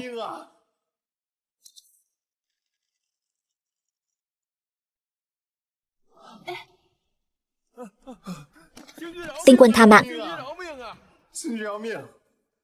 Chính là các ngươi. Tinh quân tha mạng. Dám chặn hàng của bổn quân? Không dám. Là mệnh lệnh của Hoàng đại tướng quân. Đúng. Chúng tôi chỉ là phụng mệnh hành sự. Tinh quân tha mạng. Tha mạng. Tin ta chém các ngươi không? Lâm Phong, bây giờ vẫn chưa thể chém bọn họ. Bọn họ còn phải vận chuyển hàng hóa tới kinh thành. Đúng, chúng tôi còn có ích. Chúng tôi sẽ 800 dặm khẩn cấp đưa hàng hóa tới kinh thành. Được. Vậy ta sẽ cho các người thêm một cơ hội. Nếu trong vòng 1 ngày hàng hóa không tới được kinh thành, thì ta sẽ báo Diêm Vương ra, cho các người xuống chảo dâu. Chúng tôi nhất định sẽ đưa tới. Còn không mau đi. Vâng, đi ngay.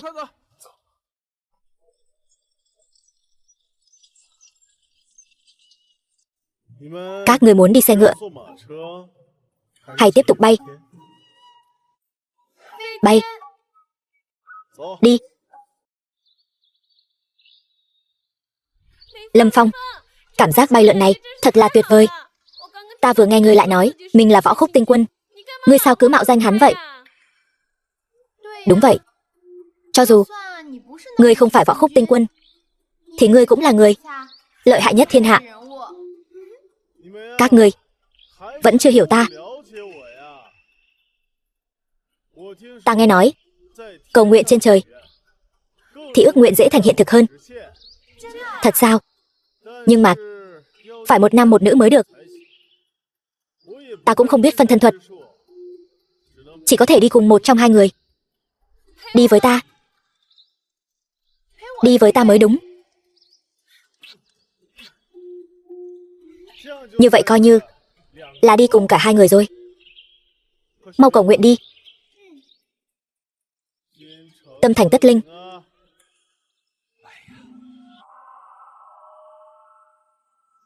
Vẫn chưa về sao? Tinh quân, không lẽ thật sự về trời rồi sao? Tinh quân đi rồi. Ta biết sống sao đây? Bệ hạ, thần đã về. Trời ơi đất hỡi, sao ngươi giờ mới về? Ngươi làm trẫm lo muốn ngủ.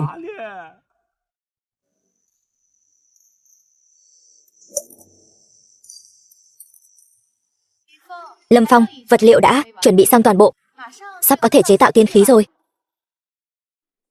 Toàn bộ quan viên công bộ, chúng ta tăng ca ngày đêm, sớm hoàn thành. Vâng đại nhân. Ngươi nói gì? Tai mắt của công bộ truyền tin đến, hàng hóa đã được đưa đến, tiên khí sắp được chế tạo ra rồi. Lũ phế vật các ngươi.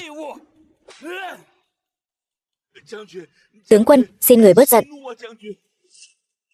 Lão tử hôm nay sẽ không để ngươi yên thân. Truyền quân lệnh của ta. Biên quan tướng sĩ lui về sau 200 dặm. Tướng quân không được, ngàn lần không được. Như vậy binh lính Khương quốc sẽ thừa cơ tiến thẳng vào.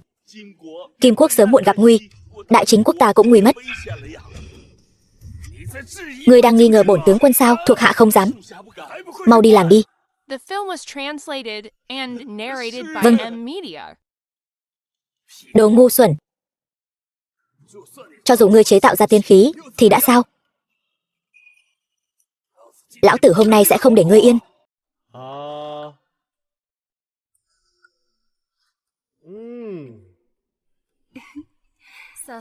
Tẩu mệt rồi phải không?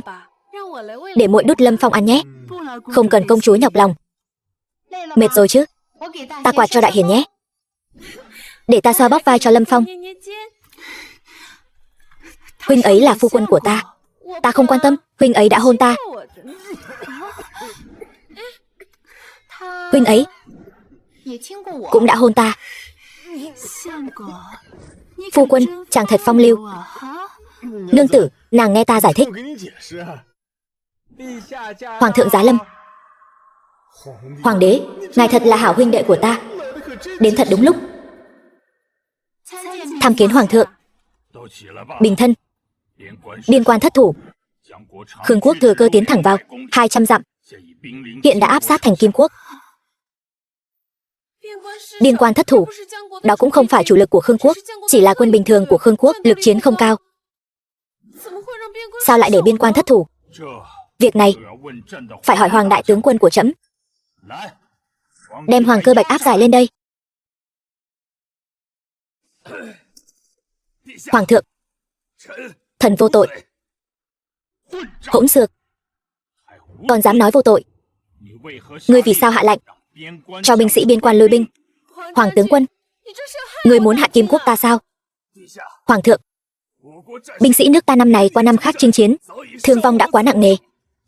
Hơn nữa Khương quốc là đội quân bách chiến bách thắng. Nếu thần không lui binh, e rằng binh sĩ nước ta sẽ ngủm sạch. Hoàng thượng, sự hy sinh của nước ta cho Kim quốc đã quá lớn rồi. Không đáng. Không đáng. Ngươi hiểu cái quái gì? Đồ thiển cận. Ngươi có biết Kim quốc và nước ta giáp danh, một khi bị Khương quốc chiếm lấy, Khương quốc sẽ lấy Kim quốc làm bàn đạp mà tiến thẳng đến nước ta không? Ngươi có hiểu môi hở răng lạnh không? Chẳng lẽ để binh sĩ nước ta hy sinh vô ích sao?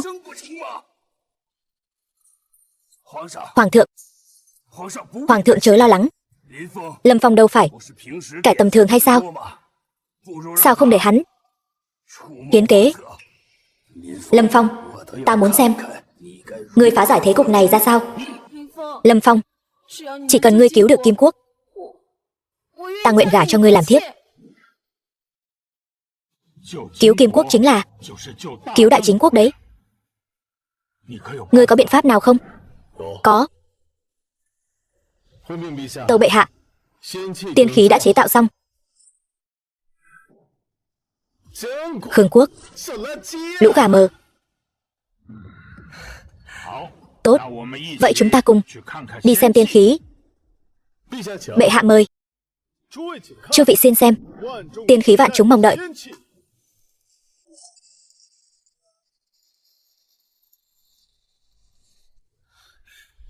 Đây chính là máy bay lượn tiên khí sao?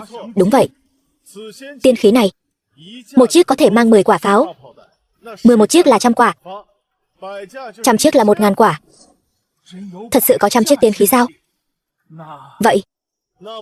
Vậy thì khắp thiên hạ đều là đất của ta rồi. Tốt lắm, có tiên khí này, Đại Chính quốc ta tất sẽ hưng thịnh muôn đời.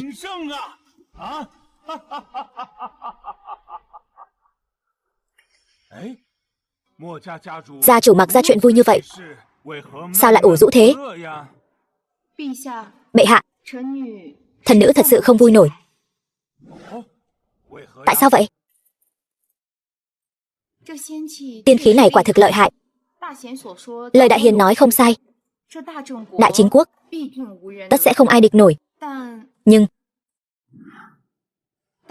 Nhưng trận chiến chi viện Kim quốc này, e rằng không thể dùng tiên khí này. Bệ hạ, công chúa, đừng lo, tiên khí này nhất định dùng được. Đại Hiền chớ khinh suất, máy bay lượn tiên khí này cần phải thuận gió mà bay. Chúng ta cần dựa vào hướng gió. Bệ hạ, chúng ta cần gió đông. Nhưng hiện tại đang là gió tây. The film was translated and narrated by M Media. Vậy nên bệ hạ, máy bay lượn tiên khí trong trận chiến này không thể sử dụng được. Thì ra thứ đồ chơi này của ngươi căn bản là không dùng được. Bệ hạ, thần mong muốn được dẫn quân xuất chinh. Tuy không thể đánh lui Khương quốc, nhưng có thể giảm bớt nguy cơ cho Kim quốc. Giảm bớt có tác dụng gì chứ? Tiên khí của ngươi còn không dùng được, lấy gì mà đánh? Ai nói với ngươi là không dùng được? Không có gió đông, ngươi làm sao dùng tiên khí? Không có gió đông thì thần sẽ mượn gió đông từ trời. Bệ hạ, thần muốn mượn gió từ trời. Đại hiền, ngươi thật sự có thể mượn được gió đông sao? Đây là thần thông đấy. Không thể nào. Thật sự có thể mượn gió từ trời sao? Thần có thể. Quân thế Khương quốc tràn lan, được mệnh danh là bách chiến bách thắng. Liệt quốc đều phải tránh đường, tất cả đều phải ngậm bồ hòn làm ngọt. Nhưng ta sẽ mượn gió trời, để cỗ máy bay tiên khí này bay lượn khắp bầu trời, để phá vỡ uy thế quân sự của Khương quốc. Và việc mượn này của ta không chỉ là mượn gió đông, mà là mượn sự phù hộ của chư thần. Ta muốn nói với các tướng sĩ Đại Chính quốc rằng chúng ta là đội quân được thần tiên phù hộ. Không đánh thì thôi, đã đánh thì nhất định phải thắng. Được. Vậy Khanh muốn lập đàn cúng tế khi nào, ở đâu? Vào ngày mai. Thần sẽ ở ngay trong doanh trại tụ tập vạn quân này, lập đàn cúng tế, cầu xin thần tiên phù hộ. Vào ngày mai, trẫm sẽ triệu tập vạn quân chờ đợi, chỉ chờ Khanh đến lập đàn cúng tế. Đừng để trẫm thất vọng đấy. Thần nhất định không phụ lòng mong đợi của bệ hạ.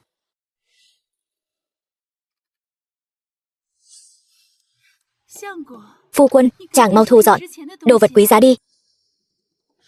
Thu dọn đồ đạc làm gì? Chạy trốn chứ sao? Phu quân, thiếp hiểu chàng. Thiếp biết chàng vừa rồi chỉ là đang nói khoác, nhưng thiếp không trách chàng. Thiếp nguyện cùng chàng lưu lạc thiên nhai. Nương tử ngốc nghếch của ta ơi, ta chưa bao giờ nói khoác cả. Và ta thật sự có thể mượn gió trời. Mượn bằng cách nào? Bằng cái này.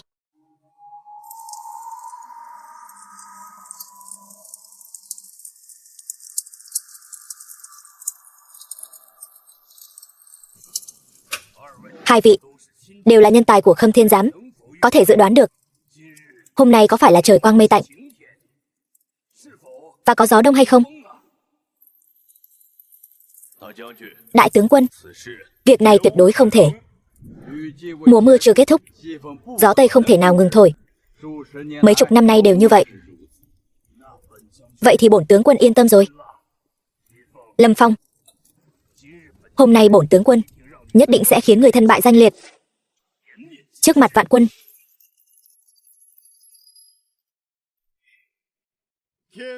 Trời xanh tự có thần linh.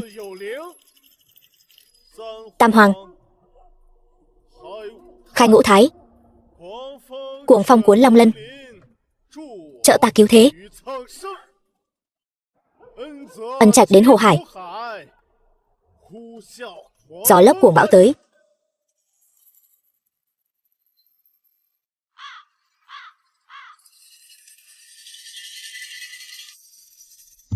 Lâm Phong, gió đâu rồi?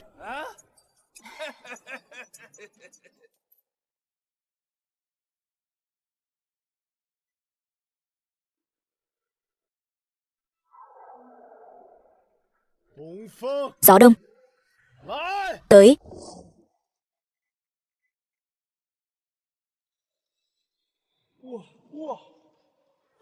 Gió đông, gió đông thật sự đến rồi. Bệ hạ, thần đã mượn được gió đông từ trời rồi. Trẫm không chịu nổi lễ của Khanh đâu. Đại hiền, người thật sự làm được rồi. Người không giống người phàm chút nào. Nương tử hãy xem, cái gọi là mượn gió thật ra không phải ta mượn. Cái gọi là gió đông gió tây của chúng ta kỳ thực đều là gió tự nhiên. Chúng dựa theo sự thay đổi vị trí địa lý và khí hậu ở biển với đất liền mà thay đổi. Cho nên ngày mai chính là lúc gió chuyển hướng. Cho nên gió đông này không cần chàng mượn, Nó tự khắc sẽ đến. Nương tử thật thông minh. Họ Hoàng, ngươi còn gì để nói? Lâm Phong, ngươi rốt cuộc đã làm thế nào? Ngươi có phải sử dụng yêu pháp gì không? Yêu pháp? Cút sang một bên. Lão tử dùng là đường đường chính chính kiến thức khoa học. Chúng tướng sĩ đâu? Chúng ta có mặt. Hôm nay Đông Phong đã đến. Càn khôn sáng tỏ, muôn vàn thần tiên phù hộ nước ta. Trận chiến này Khương quốc không còn là vô địch. Trận chiến này chúng ta sẽ phá vỡ thần thoại bất bại của Khương quốc. Trận chiến này nhất định thắng. Nhất định thắng.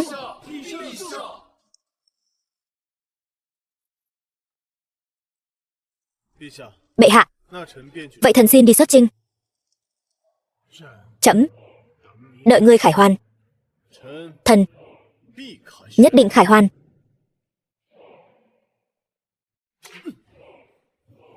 Hoàng cầu, từ hôm nay trở đi, ngươi trong quân đội mất hết mặt mũi, còn ta mới là thần trong quân đội.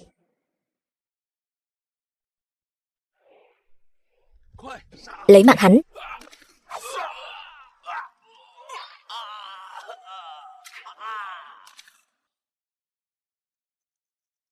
Hoàng đế Kim Quốc. Báo. Bệ hạ, quân ta đã toàn tuyến sụp đổ. Quân Khương quốc đang hướng về phía bộ chỉ huy quân ta. Xong rồi. Kim Quốc hôm nay sẽ bị diệt quốc.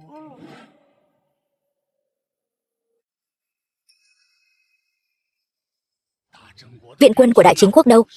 Không phải nói là Võ Khúc tinh quân của Đại Chính quốc sẽ mang tiên khí đến chi viện sao? Bệ hạ, Đại Chính quốc đó đã lùi binh 200 dặm rồi, còn chi viện gì nữa? Bệ hạ đầu hàng đi. Viện quân của Đại Chính quốc sẽ không đến nữa. Vậy thì đầu hàng. Báo. Bệ hạ, đến rồi. Cái gì đến rồi? Võ Khúc tinh quân mang theo tiên khí đến chi viện rồi. Tiên khí? Tiên khí ở đâu? Trên trời. Trên trời. Trên trời.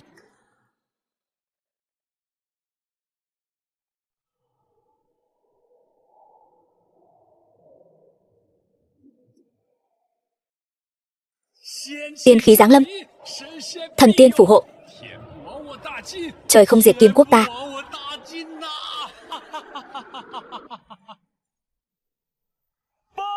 Báo. Đại soái, máy bay ném bom của quân ta đã thành công đến trên không quân địch. Tốt, truyền soái lệnh của ta. Ném bom quân địch. Dạ.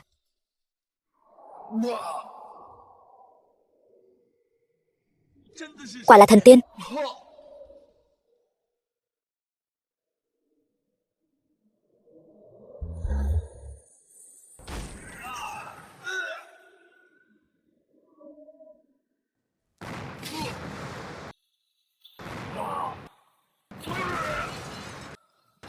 Thần tiên tha mạng. Không đánh nữa, chúng tôi đầu hàng.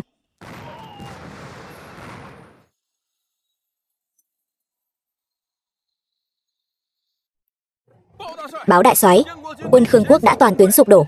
Báo cáo đại soái, binh sĩ Khương quốc đã quỳ xuống đất cầu xin tha thứ. Báo đại soái, quân đội Khương quốc đang rút lui, chúng bộ tướng xin lệnh, có nên truy kích không? Truy kích? Thừa thắng xông lên truy kích kẻ địch. Chớ ham hư danh học bá vương, toàn quân xuất kích. Bổn soái muốn dẫn quân. Muốn xuất kích cũng là bổn tướng quân dẫn quân xuất kích. Hoàng cầu, người xứng sao? Mọi người xem, hổ phù trong tay, triệu binh mã mặc ta điều động. Ngươi nói ta có xứng hay không? Lâm Phong, tất cả những gì ngươi làm đều là đang làm áo cưới cho bổn tướng quân ta. Mau cút xuống khỏi đài cao đi. Tất cả công lao của ngươi đều thuộc về bổn tướng quân. Ngươi chắc chắn chứ? Đương nhiên là chắc chắn. Hổ phù trong tay, ngoài nơi có hoàng thượng ra thì những nơi khác ta là lớn nhất. Ngươi nói xem lời của ta có tính hay không? Vậy ngươi hãy nhìn xem, những tướng sĩ này ai chịu nghe lời ngươi?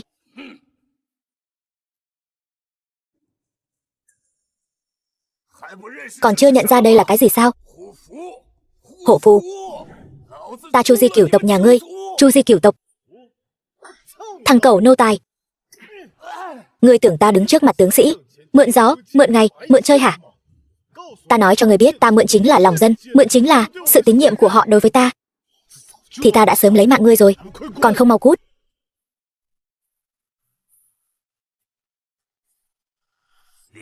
Lâm Phong, ngươi cứ đợi đấy. Chúng bộ tướng nghe lệnh.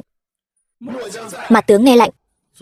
Tiên phong đường trái, nhanh chóng đi chặn đường lui của quân Khương. Mặt tướng lĩnh mạch. Đại tướng Đường Trung, toàn quân tấn công. Trên đường đi lấy mạng tù binh. Mặt tướng tiếp chỉ. Tiên phong đường phải, hội quân với quân Kim Quốc. Các ngươi cùng nhau tiêu diệt quân Khương. Mặt tướng lĩnh mạch, nghe cho kỹ. Sau trận chiến này, ta đảm bảo mỗi người các ngươi sẽ được thăng 3 cấp. Mặt tướng xin thề luôn theo đại soái. Khương quốc bại rồi. Được mệnh danh là đội quân bất bại của Khương quốc thật sự bại rồi. Trời không phụ Kim quốc ta. Báo, bệ hạ, tiên phong đường phải của Đại Chính quốc đến, mời nước ta xuất binh cùng truy sát quân Khương. Tốt. Truyền chỉ của trẫm, toàn quân tấn công. Trẫm muốn đánh cho họ không ngẩng đầu lên được. Tuân lệnh. Đi chuẩn bị yến tiệc long trọng. Trẫm muốn mời Võ Khúc tinh quân dự tiệc, không say không về. Cạn ly. Đánh thắng trận rồi. Mời viện quân nước bạn dự tiệc. Hoàng đại tướng quân cuối cùng cũng đến rồi. Hoàng đại tướng quân, ngưỡng mộ đại danh đã lâu, hôm nay được gặp, quả nhiên oai phong lẫm liệt, quả là khác biệt. Bệ hạ cũng đang thời kỳ thịnh trị, đế vương oai hùng. Mời.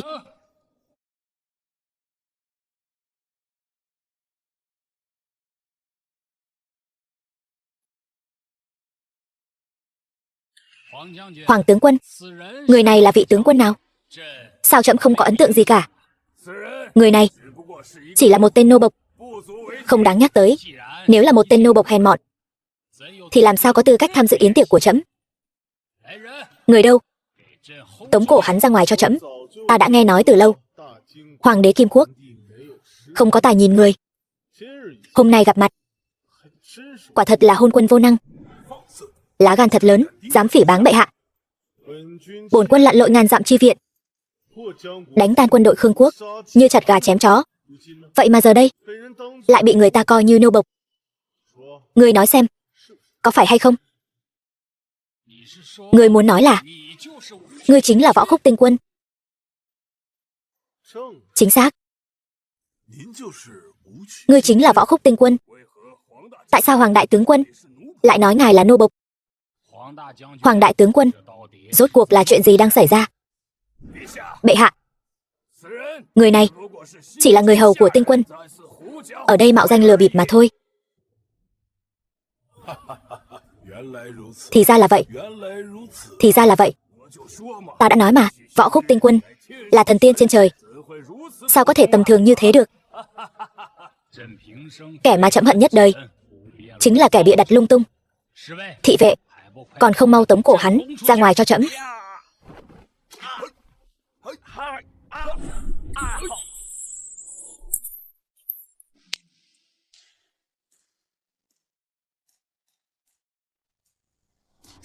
Đây là vật gì? Sao lại phóng ra sấm sét? Chư vị đại nhân đừng hoảng. Đây là tiên khí của tinh quân, bị tên nô tài này đánh cắp rồi. Tên nô bộc hèn mọn, lại dám cuồng vọng như thế. Hôm nay trẫm sẽ thay mặt Võ Khúc tinh quân thanh lý môn hộ. Cung thủ, bắn ngủng tên giặc này cho trẫm. Bắn ngủng tên giặc này cho trẫm. Phụ hoàng dừng tay, lấy mạng hắn, Kim quốc chúng ta chắc chắn sẽ diệt vong. Đều là do Hoàng Cơ Bạch lừa gạt mọi người. Chỉ huy của chúng ta lần này chính là Lâm Phong đứng sau ta. Cái gì? Hắn là chỉ huy trận chiến này. Không ngờ hắn lại có thể điều khiển tiên khí, đại phá quân đội vô địch thiên hạ của Khương quốc. Lão Kim, ngươi không tin ta thì thôi, ngay cả con gái ngươi mà ngươi cũng không tin.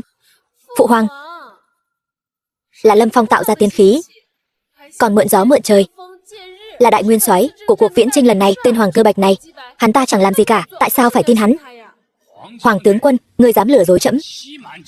Bệ hạ, thần có thể giải thích. Chuyện này, đủ rồi, suýt chút nữa bị ngươi lừa. Công thần lớn nhất của trận chiến này, bị oan. Nếu là tướng quân của Kim Quốc, trẫm nhất định sẽ chém ngươi, ta. Bệ hạ, nhưng ngươi không phải. Vậy nên hãy rời khỏi yến tiệc ngay lập tức, không có tư cách tham dự. Bệ hạ, thần tự cút đi.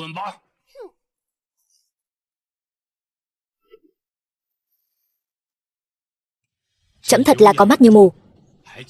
Kính xin tinh quân bớt giận. Kính xin tinh quân bớt giận. Lâm Phong, phụ vương ta đã hành lễ với ngươi rồi, ngươi còn ở đây đắc ý cái gì? Lạc Nhi, không được vô lễ. Ngươi lại gạt người, nói ngươi là tinh quân. Ta không vạch trần ngươi, là vì ta muốn gả cho ngươi. Không biết thì không có tội. Đúng, tinh quân đại lượng. Mời tinh quân an tọa.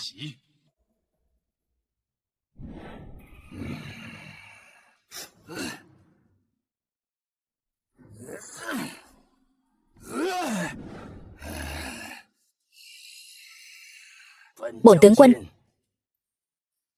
chuyên tâm huấn luyện quân đội nhiều năm, không phải ăn không ngồi rồi. Lâm Phong, ta muốn tất cả công trạng của ngươi đều quy về bổn tướng quân. Người đâu? Truyền tùy quân thư ký quan. Đại tướng quân, thư ký quan, quân công lần này của quân đội đã nguyên vẹn ghi chép lại chưa? Bẩm tướng quân, đều đã ghi chép lại. Tốt.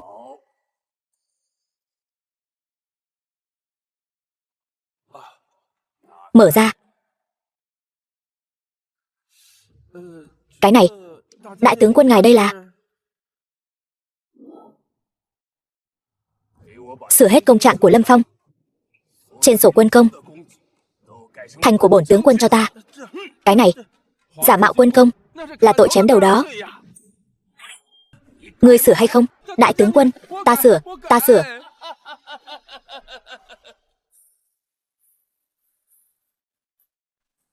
Ta sửa, sửa.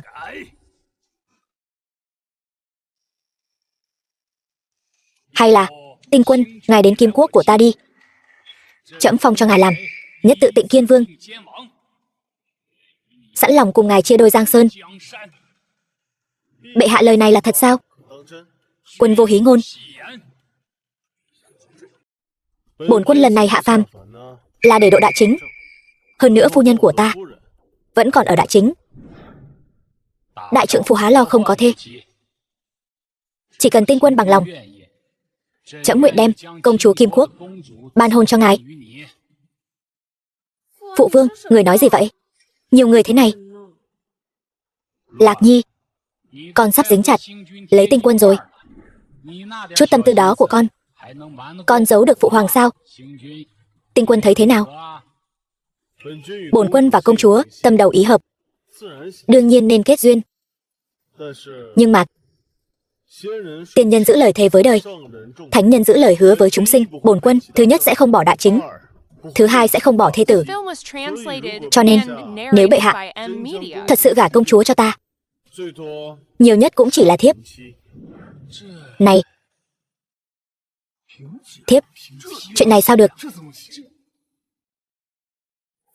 Phụ hoàng, nhi thần bằng lòng. Đúng là nữ đại bất trung lưu. Trẫm chỉ cần một câu nói của tinh quân, sau này Kim Quốc gặp nạn, tinh quân có quản không? Về sau Kim Quốc có nạn, chính là bổn quân gặp nạn. Trẫm lập tức viết hôn thư để công chúa gả sang đại chính. Tốt quá. Bệ hạ, lần xuất binh này, quân ta đại phá Khương quốc, đánh đến đối phương tè ra quần, vứt bỏ mũ giáp mà chạy.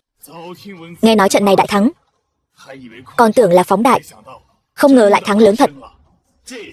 Lần này đại chính ta nhất định quật khởi, tương lai trăm nước triều bái. Nào chỉ trăm nước, trẫm muốn ngàn nước vạn nước triều bái. Bệ hạ uy vũ.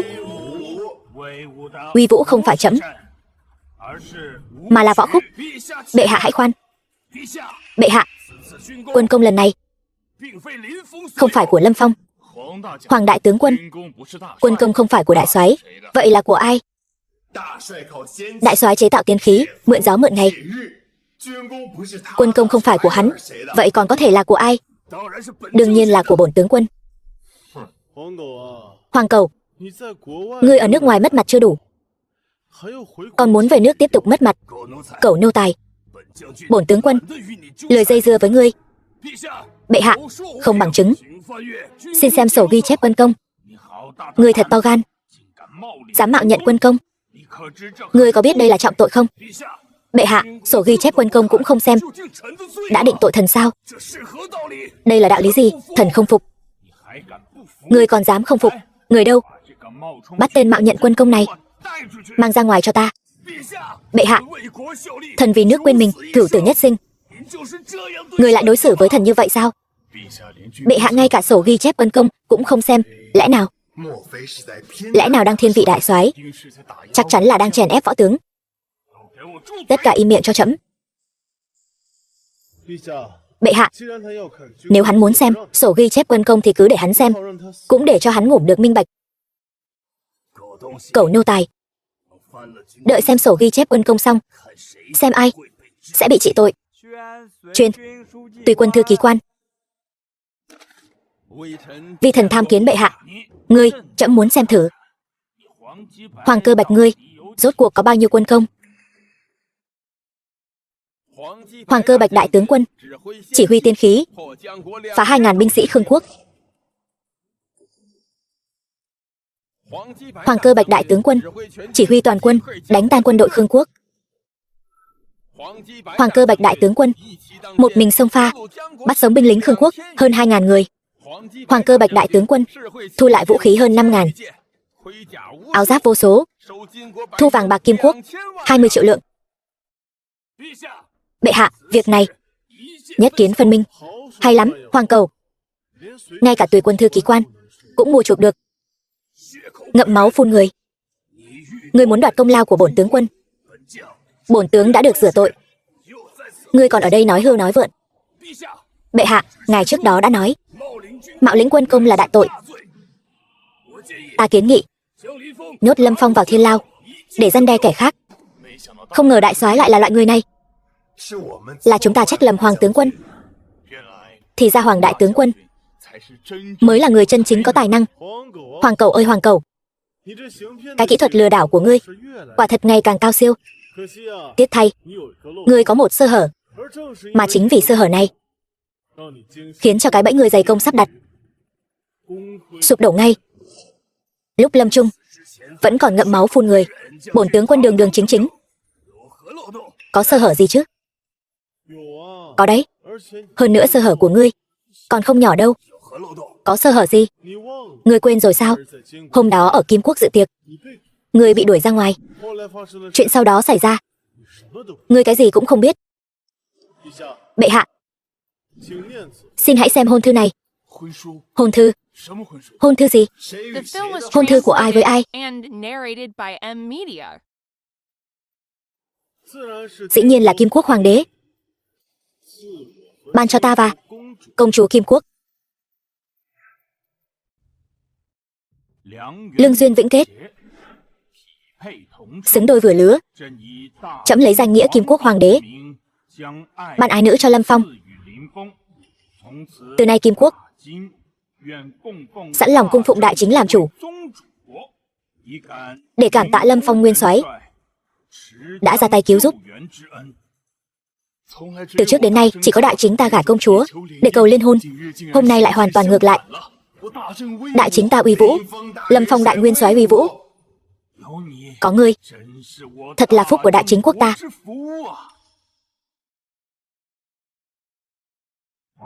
Hoàng Cơ Bạch, bệ hạ, việc này còn gì để nói nữa? Thần, còn dám chối cãi? Chẳng lẽ Kim Quốc Hoàng đế cũng lừa trẫm sao? Bệ hạ, chuyện này không liên quan đến vi thần, đều là Hoàng đại tướng quân ép buộc tôi.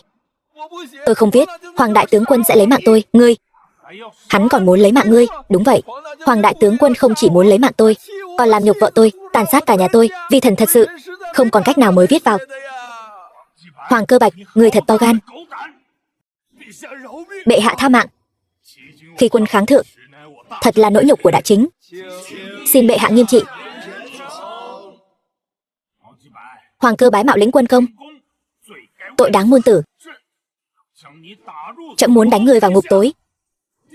Bệ hạ niệm thần, lâu ngày chinh chiến, cửu tử nhất sinh, vì quốc tận lực, tha cho cái mạng này đi. Bệ hạ, đại tướng nhất quốc không thể dễ dàng giam vào ngục.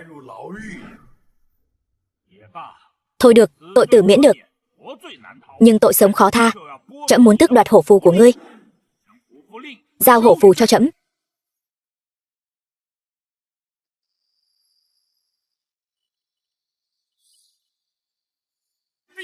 Bệ hạ, thần không thể bị giáng chức liên tục như vậy. Bệ hạ, còn không nhận tội, mau lôi hắn ra ngoài cho ta. Bệ hạ, từ giờ trở đi, toàn bộ binh mã đại chính đều do ngươi điều khiển. Ngươi chính là danh ngôn chính thuận, thiên hạ binh mã đại nguyên soái. Tinh quân lần này xuất chinh đã mang về cho trẫm rất nhiều tin tốt. Trẫm cũng có một tin tốt cho ngươi. Tinh quân chiến thắng Khương quốc, công tích chấn động thế giới. Gửi võ khúc tinh quân, giờ đây danh tiếng của tinh quân đã vang xa vạn quốc. Không ít sứ thần các nước đều đến bái kiến, muốn được chiêm ngưỡng phong thái của tinh quân. Trẫm chuẩn bị tổ chức một lễ khánh công long trọng. Trong buổi lễ sẽ chính thức xác phong ngươi làm thiên hạ hiển thánh võ khúc tinh quân. Đến lúc đó, chư quốc đều sẽ kính sợ đại chính quốc ta. Thậm chí, chúng ta sẽ trở thành tông chủ vạn quốc. Bệ hạ yên tâm, chỉ cần có bổn tinh quân, đại chính nhất định sẽ trở thành tông chủ vạn quốc. Còn bệ hạ nhất định sẽ là vạn cổ nhất đế. Tốt, tốt lắm. Tướng công sao lại vui vẻ thế? Chẳng lẽ có chuyện gì vui sao? Là chuyện vui, mà còn là chuyện vui trời ban nữa. Chuyện gì vậy? Không nói cho nàng biết. Tướng công với cả ta cũng phải giữ bí mật sao? Có chút bí mật nhỏ thì mới càng thú vị chứ. Đợi đến lễ khánh công, ta sẽ cho nàng một bất ngờ. Mời. Hôm nay cuối cùng cũng được gặp tinh quân rồi. Phải đó, thần tiên hạ phàm. Hai vị đại nhân, đừng căng thẳng. Lần này giúp ta có được chức vị thuộc hạ của tinh quân, trở lại chức đại tướng quân. Ta nhất định sẽ. Vậy thì ngươi phải hồi báo chúng ta gấp ngàn vạn lần. Đúng. Hoàng cầu, sao chỗ nào cũng có ngươi vậy? Lại là ngươi, tên cẩu nô tài. Ngươi lại dám mặc hoa phục sắc phong của tinh quân. Cái này, ngươi có phải bị ma nhập rồi không? Đến lúc này rồi, ngươi vẫn chưa hiểu. Hiểu cái gì?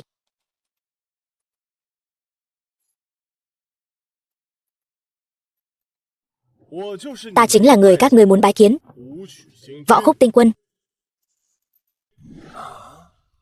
Đại soái, việc này không thể nói bừa được. Đúng vậy.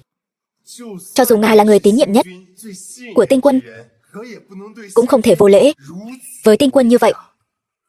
Tên cẩu nô tài to gan lớn mật, ngươi không chỉ mặc y phục sắc phong của tinh quân, còn ngồi bảo tọa của tinh quân. Ngươi thật to gan. Lâm Phong, xem ra không cần chúng ta ra tay. Sự ngông cuồng của chính ngươi đã hại ngủm chính mình. Tướng công, chàng mau đứng dậy đi. Lâm Phong, huynh đừng làm loạn nữa. Đây là đại điển phong thánh, không thể nói đùa được. Lâm Phong, ngươi bất kính với tinh quân như vậy, tinh quân lần này chắc chắn sẽ phạt ngươi. Sủng ái ta, mông ngươi nát rồi. Ngươi làm sao mà sủng hạnh ngươi được? Ngươi, tinh quân từ trên trời giáng xuống, trí thú cao nhã, nhất định yêu thích thơ ca nhạc phú nhân gian. Ta đã sưu tầm được tập thơ thất truyền đã lâu, dâng lên tinh quân. Tinh quân chắc chắn sẽ vui mừng, nhất định sẽ sủng hạnh ta, thất sủng với ngươi. Sao ta lại không nghĩ ra chiêu này nhỉ? Tinh quân địa vị tôn quý, tiền tài quyền thế sắc đẹp, cái gì cũng không thiếu, chỉ thiếu thơ hay tuyệt thế thôi. Hôm nay tinh quân chắc chắn sẽ bị hắn lấy lòng. Chúng ta không còn cơ hội nữa rồi. Lâm Phong, chiêu này của ta, ngươi định ứng phó thế nào? Không phải chỉ là thơ ca nhạc phú thôi sao? Ta thuận miệng ngâm nga cũng là tuyệt tác thiên cổ. Xem lão tử ngâm ra thơ đường 200 bài, hù các ngươi. Đại soái, võ lực của ngài là đệ nhất thiên hạ, điều này không ai nghi ngờ. Nhưng văn tài của ngài có lợi hại như vậy không? Hạ quan không tin. Tinh lực của con người là có hạn. Người tưởng ngươi là thiên tài hả? Còn thuận miệng ngâm nga tuyệt tác thiên cổ, không phải buồn cười lắm sao? Lâm Phong, thật là ngông cuồng. Trước khi tinh quân đến, ta so tài với ngươi một chút. Cứ so xem thơ của ai hay hơn. Hoàng Cơ Bạch, người có thơ tuyệt thế, nhưng Đại Hiền lại không có. Đúng vậy, đây chẳng phải bắt nạt người ta sao? Ai bắt nạt hắn? Ai bảo hắn không chuẩn bị? Ai nói ta không chuẩn bị? Tướng công, thiếp không thấy chàng mang sách theo. Sách của ta đều ở đây. Ngươi lật sách, ta nhắm mắt. Ngươi sao chép sách, ta sáng tác. Cứ thế này ta vẫn thắng được ngươi. Thật là cuồng vọng. Vậy ta sẽ cho ngươi biết thế nào gọi là tuyệt thế thi từ. Mọi người xin nghe. Tái ngoại bách vạn dặm, Trục lang 2000 năm, vì báo quân vương ân, mã cách quả thi hoàn. Hay, thơ hay, khí thế bằng bạc. Hay một câu mã cách quả thi hoàn. Là quốc sĩ thì nên có khí phách như vậy. Lâm Phong, bị ta thi từ bằng bạc, khí thế chấn động rồi sao? Khí thế? Vậy ta sẽ cho ngươi xem cái gì gọi là khí thế. Tần thời Minh Nguyệt Hán thời quan, vạn lý trường trinh nhân vị hoàn, nhưng khiến Long thành phi tướng tại. Bất giáo Hồ Mã, Độ Âm Sơn. Hay, thơ hay. Này, khí thế ngập trời, anh dũng hy sinh của tướng sĩ, tất cả đều viết vào bài thơ này. Không thể nào. Toàn bài thơ đều toát ra một khí thế sẵn sàng hy sinh vì Tổ quốc. So với bài thơ trước đó, hay hơn ngàn vạn lần. Đúng vậy, bài thơ này tuyệt đối có thể lưu truyền thiên cổ. Thế nào Hoàng Cầu? Bổn quân còn có thể tùy miệng ngâm ra hàng nghìn bài thơ như vậy. Còn muốn nghe không? Ngươi có thể ngâm ra bài này, nhất định dùng hết thảy văn tài của ngươi. Ngươi có thể ngâm ra bài thứ hai không? Vậy ngươi nghe cho kỹ.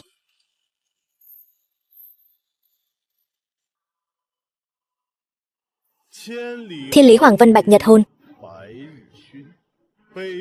bắc phong suy nhạn tuyết phân phân, mặc dầu tiền lộ vô tri kỷ, thiên hạ thủy nhân bất thức quân. Hay cho câu thiên hạ thủy nhân bất thức quân. Hay cho câu thiên hạ thủy nhân bất thức quân. Bồ đào mỹ tiểu, dạ quang bôi, Dục ẩm tỳ bà. Mã thượng thôi. Tụy ngoại xa trường quân Mạc Tiếu. Cổ lai chinh chiến. Kỷ nhân hồi. Hay. Hay lắm. Xa trường tuế ngoại há chẳng khoái tai. Hắc vẫn áp thành dục thôi.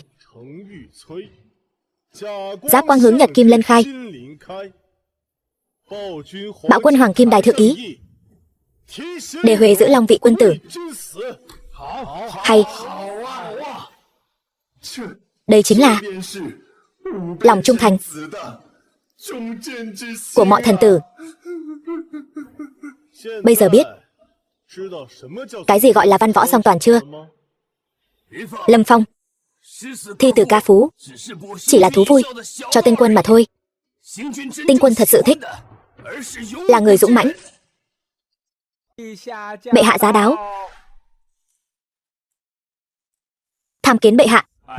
Ái khanh bình thân. Hoàng Cơ Bạch, sao ngươi lại ở đây? Bệ hạ, thần muốn trạng cáo Lâm Phong. Cáo hắn? Ngươi không biết hôm nay là ngày gì sao? Bệ hạ, thần chính vì biết. Hôm nay là ngày Hoàng thượng sắc phong. Võ Khúc Tinh Quân làm thiên hạ hiển thánh, thần mới phải trạng cáo Lâm Phong. Hoàng Cơ Bạch, nếu ngươi muốn sống thì bây giờ hãy ngậm miệng, cút khỏi khánh điển. Thần, nếu không trẫm cũng không bảo toàn được mạng ngươi đâu. Bệ hạ. Cái gì? Vì sao đại chính quốc hoàng đế lại nói vậy? Mặt mũi Lâm Phong này sao lại lớn thế? Bệ hạ, hắn muốn cáo thì cứ để hắn cáo. Tránh người ta nói chúng ta ức hiếp người. Được. Hoàng Cơ Bạch, vậy ngươi nói cho trẫm nghe, ngươi muốn cáo hắn chuyện gì? Bệ hạ, hôm nay là đại điển sắc phong. Lâm Phong mặc hiển thánh hoa phục của Tinh Quân, đây là sự sỉ nhục đối với Tinh Quân. Thần kiến nghị lập tức chém đầu hắn. Hoàng Cơ Bạch ơi Hoàng Cơ Bạch, sao ngươi mãi không hiểu? Hiểu cái gì? Hắn chính là thiên hạ hiển thánh Võ Khúc Tinh Quân mà trẫm muốn sắc phong. Cái gì? Lâm Phong chính là Võ Khúc Tinh Quân? Chuyện thật sự là Tinh Quân sao? Xong rồi. Tinh Quân tha mạng. Chúng tôi bị Hoàng Cơ Bạch, tên cẩu tặc đó mê hoặc. Ngươi còn dám đánh ta? Các ngươi ở đại chính không tuân thủ lễ nghi của đại chính, chính là bất kính với đại chính. Không cần ngôn thận hành ở đại chính, chính là bất kính với đại chính. Tinh Quân tôi sai rồi, nhiều lần mạo phạm bổn Tinh Quân. Tinh Quân tôi không dám nữa rồi. Tinh Quân chính là bất công. Kẻ bất kính bất tôn bất công như thế nhốt vào đại lao, đợi quốc gia của các ngươi phái người đến. Tinh Quân tha mạng. Người đâu? Nhốt bọn chúng vào đại lao, nghiêm hình hầu hạ. Bệ hạ tha mạng. Hoàng Cơ Bạch, ta làm quỷ cũng không tha cho ngươi. Họ Hoàng, bây giờ hãy tính sổ món nợ giữa chúng ta.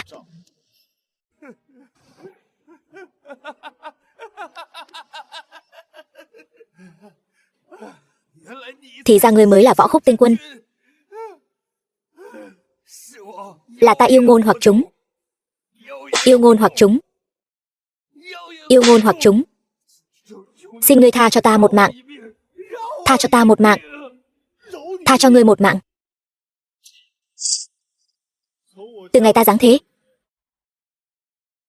ngươi đã gây khó dễ cho ta, còn muốn sỉ nhục phát thê của ta, còn muốn cướp đoạt công lao của ta. Ta nhất định phải lấy mạng ngươi. Không. Tinh Quân tha mạng cho ta. Xin tha mạng cho ta. Giờ mới biết cầu xin tha thứ. Quá muộn rồi.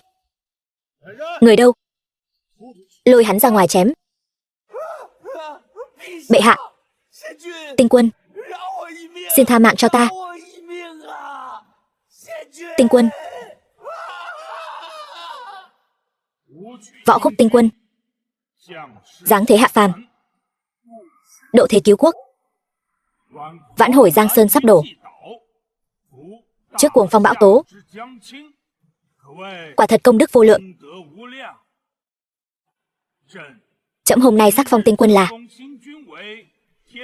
Thiên Hạ Hiển Thánh, Võ Khúc tinh quân, cùng trẫm bình khởi bình tọa. Các ngươi còn không mau quỳ lại tinh quân, bái kiến tinh quân. Tinh quân vạn tuế, vạn tuế vạn vạn tuế. Bình thân. Tướng công, dù chàng là tinh quân, cũng không thể bỏ rơi thiếp. Chọn gả cho chàng là quyết định đúng đắn nhất đời thiếp. Tinh quân đại nhân, Giao Nhi nguyện lấy thân tương tùy. Tướng công, để Giao Nhi xoa bóp cho chàng.